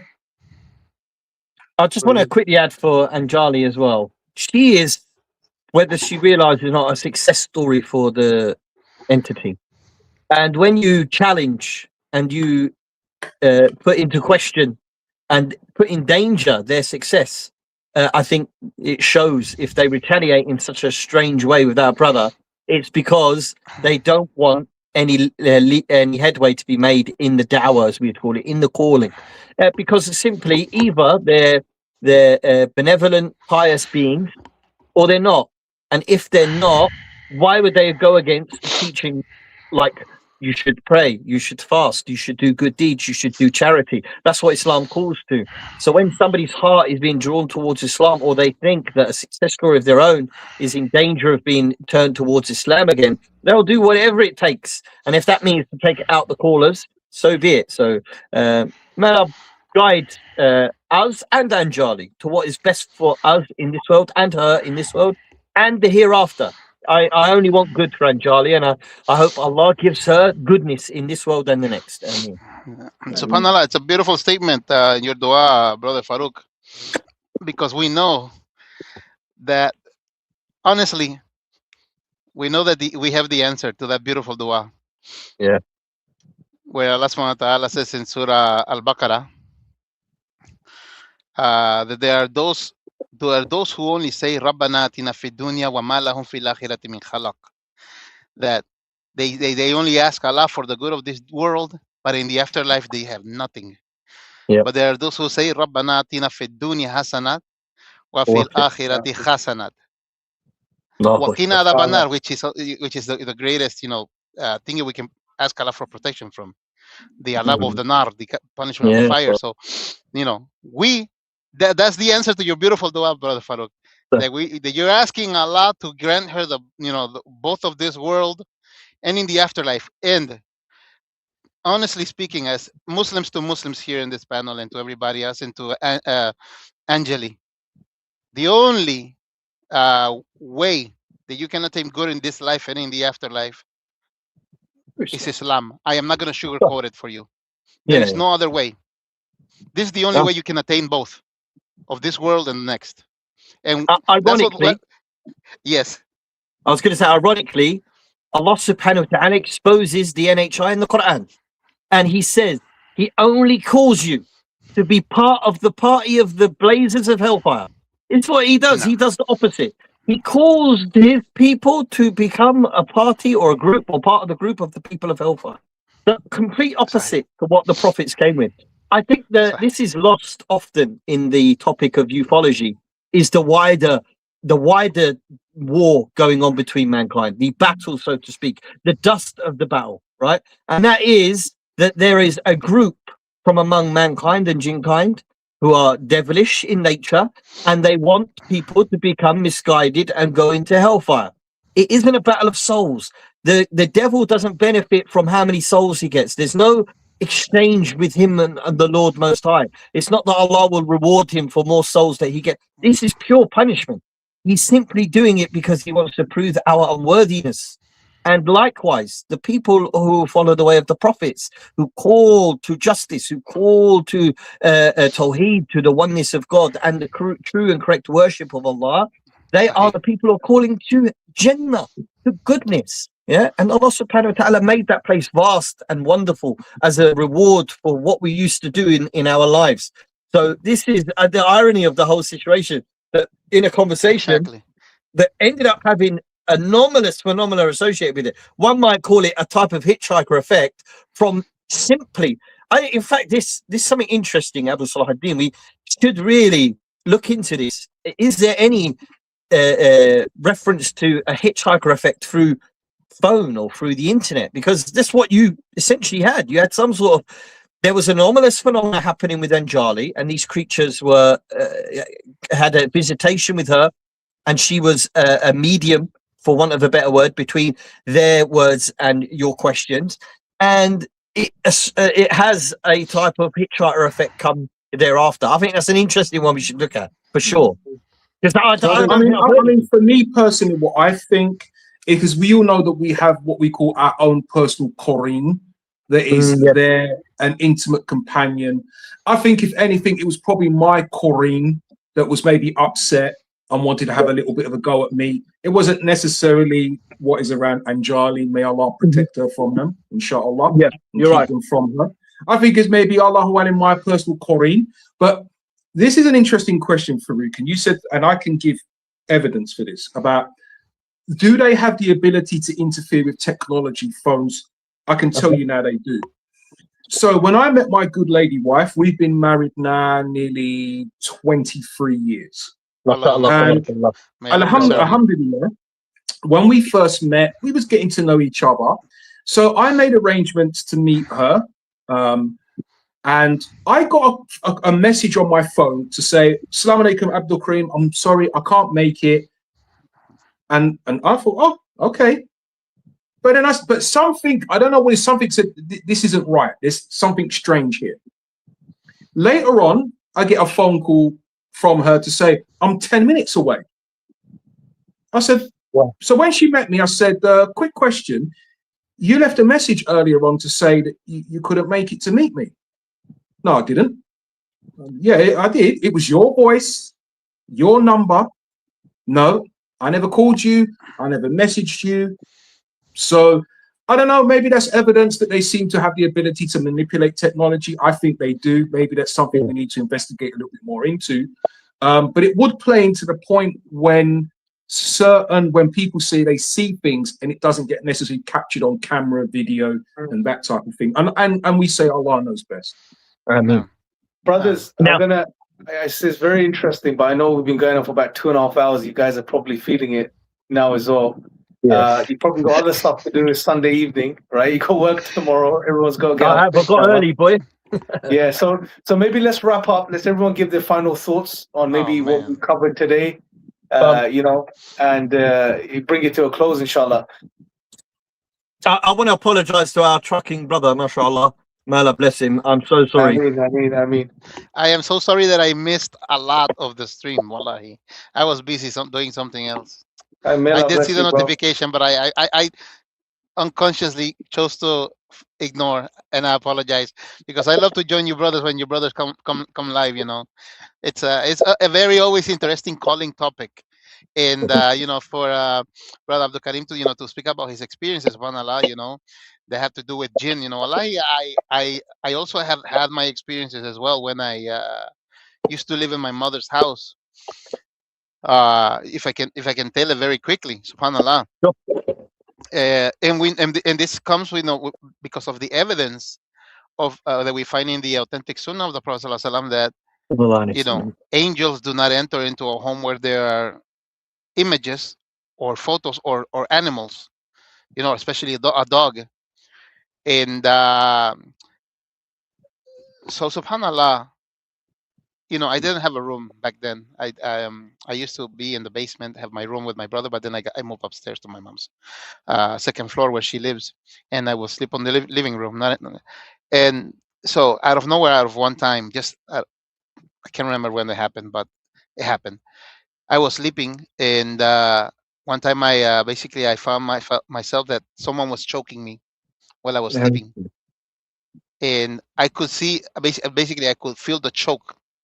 The debilitating aspect of the choke on me, and subhanallah, it would weaken me. That's how I felt.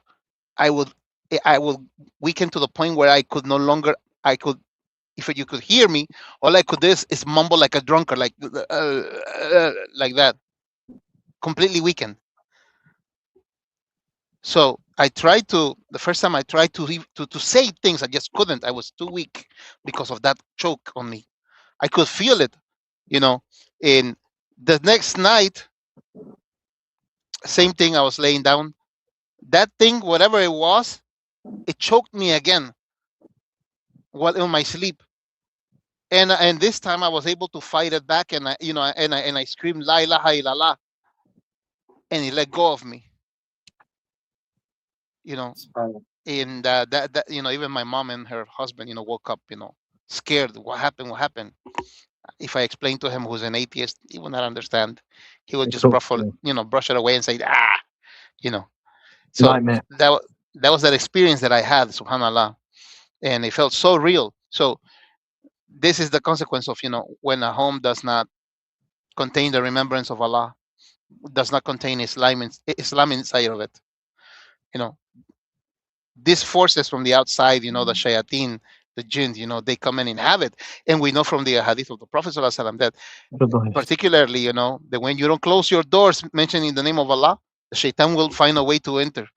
And when you, for example, when you don't say Bismillah upon eating, the shaitan will come and make a party inside of your house. And he will eat with you and his shayateen will come and eat with you. But if you say it, he will frown and he will go away frowning, subhanallah. And other experiences, which I found strange, when I was living on my own, and stuff like that. But subhanallah, it's the protection of Allah. It's very important, that we apply it as much as we can. Absolutely, Robert. Thank you, brother. Yeah, thanks for the story, bro. Jazakallah khair, man. SubhanAllah, absolutely. Oh, But yeah. may Allah bless you. And I think the bigger Ameen. lesson sharing these experiences is, make sure you stay on top of your remembrance. Read Ayatul Kursi, read your 3 quls, make sure you protect yourself, especially in the times that we live in. And especially if you're looking into this topic, and even if you're not looking into this topic, it's a must, because the shayateen will mess with everyone anyway through waswas. And the problem is, sometimes people say, don't look into this topic, it brings this stuff on. I would disagree with that. In not looking into, being ignorant of the jinn and the shayateen gives them room to mess about with you without you even knowing they're messing about with you. And they can mislead you in such terrible ways that you wouldn't even expect, because you're not ready for it. So be informed, be educated. That removes the fear. It doesn't add fear. If you really learn about them, it removes the fear, because you learn about their weaknesses as well. You learn about how weak they are against the words of Allah subhanahu wa ta'ala, the words of God. And protect yourself, and move on. Live your life. Don't go into rabbit holes either. That's not the whole point of us, this channel and us doing this show. Exactly. Is to cover the stuff that's going on, to inform the Muslims and non-Muslims of what's going on from our perspective, so that you don't misled. But don't make this a topic that you just go down a rabbit hole, you let go of your family, your friends, you do nothing else, but you just, that's not the objective. And we keep mentioning this, but it's important to understand that. It's good, it's amazing you guys come on, we engage, we learn, we discuss, we share. But then when you go back, there's so much more important things to do. Remember Allah, stay on top of your salah, spend time with your family, spend time with your friends, get off the mobile devices. A lot of us are spending too much time on these devices. We don't even aware of reality anymore. And I'll end on this. I'll give to Brother Salahuddin. We're going to be not having a show for about 2 weeks now, because the next 2 weeks, one of the weekends, we're going to Bampton as an IREP trip, inshallah. And we'll, inshallah, do a video that we'll share with you guys of our research on the ground, inshallah. So keep an eye out for that. Inshallah. It's going to be an interesting trip. And then the following week, I'm busy. I'm sure the brothers are busy as well. So we'll probably see you guys back end of August at some point with another show, inshallah. Man. But obviously there'll be other content and videos going out anyway that were pre-recorded and stuff, inshallah. By the way, this was like a bonus episode, because we weren't even scheduled really. It's meant to be once a month, but we've done a double whammy. So this is kind of like an in lieu, and we'll be back at the end of the month, inshallah. Yeah, but I think it was one of the more beneficial episodes, bro, because we did something substantial that we've been planning on doing for a while, which is dissecting and going through every single theory, pros and cons, etc. But I leave you with that. Jazakallah, guys. May Allah bless you for joining, supporting, understanding. For me and Farouk, it's so, and I'm sure for Brother Abu Salahuddin, it's such a refreshing thing that when we were talking about this a couple of years ago, we were it was saddening, because we were seeing that the Muslim community once again is on the back foot with another upcoming topic and an upcoming challenge potentially, like we were with atheism, a decade ago. There's no problem, no atheism, no issue, until it started to affect us, our communities, our families. And then we woke up and oh my God, what's happening? How do we deal with this? And then retrospectively, we had to come up with a solution. It's so amazing to see that people are forward thinking. We're aware of this topic already. We're understanding what's going on. We have our positions and we're ready for what's coming, inshallah. It's a very beautiful thing, very powerful thing. Abu Salahuddin, anything you want to say, bro, before we call it quits for tonight, inshallah? Yeah, I mean, alhamdulillah, I think, mashallah, you brothers said it very eloquently, but I would leave off and kind of say this. For the non-Muslims who have joined us today, I'd say you've made a big step forward in getting some knowledge that we pray will be beneficial for you in this life. It explains a phenomena that for a long time has gone unexplainable. And hopefully with the information you've got today, you understand it, you know its modus operandi, and you know what it wants to do at the end of the day. And that is it wants to take as many people as it can with it to the hellfire. We call it by many names. We call it Satan, Lucifer, Iblis. It is the satanic jinn amongst them that want to misguide, mislead. And also there is the satanic element amongst humanity as well that we need to be careful of. And we ask God to protect us from them as well. For the Muslims, I guess, who join us today, and alhamdulillah, hopefully this has been beneficial for you as well.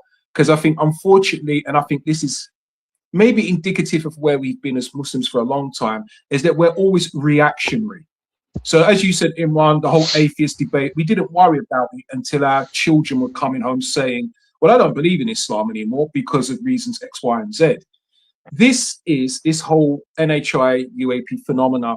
It has the potentiality. Why? Because it will then, these satanic jinn will be able to present themselves as divine beings, characters that literally can manifest physically before us. But alhamdulillah, with Islam, the solutions are there, the answers are there. So it's good that we get on it now, start providing evidence, solutions, so that people can understand this phenomena and not be scared by it, not be worried by it, but just understand it's there, it exists. But the best of existence, the only existence you really need to worry about and understand is the existence of God Almighty and your personal relationship with Him. Alhamdulillah. Alhamdulillah. May Allah bless you, brothers, man. Nice seeing you, brother. Barakallahu fikum. Barakallahu fikum. We missed you, man. We were like, okay, I was thinking, where is he last week? But may Allah bless you. Thank you for joining. I think I should send you my number, brother, so you can all notify me. Yeah. Inshallah. But Bro, we gotta get him on the WhatsApp. Get on the WhatsApp. You know what? Send me your number. maybe- Send me your number in the private chat in the back end of this stream, and I'll copy it, add you to the WhatsApp group, bro. Let me do it right now the before you think tank, close. the think tank, because he's clearly, mashallah, knowledgeable brother. Let's bring him in think tank. Oh, no, barakallahu fikum. You say too much, Aki. No, it's We just, have I our mean, own- by knowledgeable, have I our mean, you know, you can hold your own, mashallah. Barakallahu fikum. Barakallahu fikum. Barakallahu We fikum, have our Jamia. own compartmentalized Yeah. back end. We got a skiff. We got a relative skiff, right? Alhamdulillah. Anyway, brothers and sisters watching, may Allah bless you all. Thank you for joining, supporting the work, sharing, commenting. Just one favor, guys, make sure you share the stream with anyone you feel it will benefit after this, you know, with your friends, Muslim and non-Muslim. And we will join you guys very soon, inshallah. And keep posted for the Bampton trip. We're excited about that with IREP. If you haven't already, go over to the IREP channel, drop a little like, drop a subscribe, inshallah. That's the main organization channel, inshallah. So the more outlets we have, the better. You know, like we want, like, I'm encouraging Farouk and Abu Saad, that they're going to be starting channels soon as well. So support their channels too, inshallah. Let's get more voices on these topics, this topic and similar topics. I know we're focusing in the UFO stuff, but trust me, IREP has a lot more coming. New age ideologies, anything like the name says, Islamic research into exotic phenomena. That's going to include a lot of other stuff. And I'm pretty sure a lot of crazy stuff's coming our way very soon. So there's going to be a lot more coming, inshallah.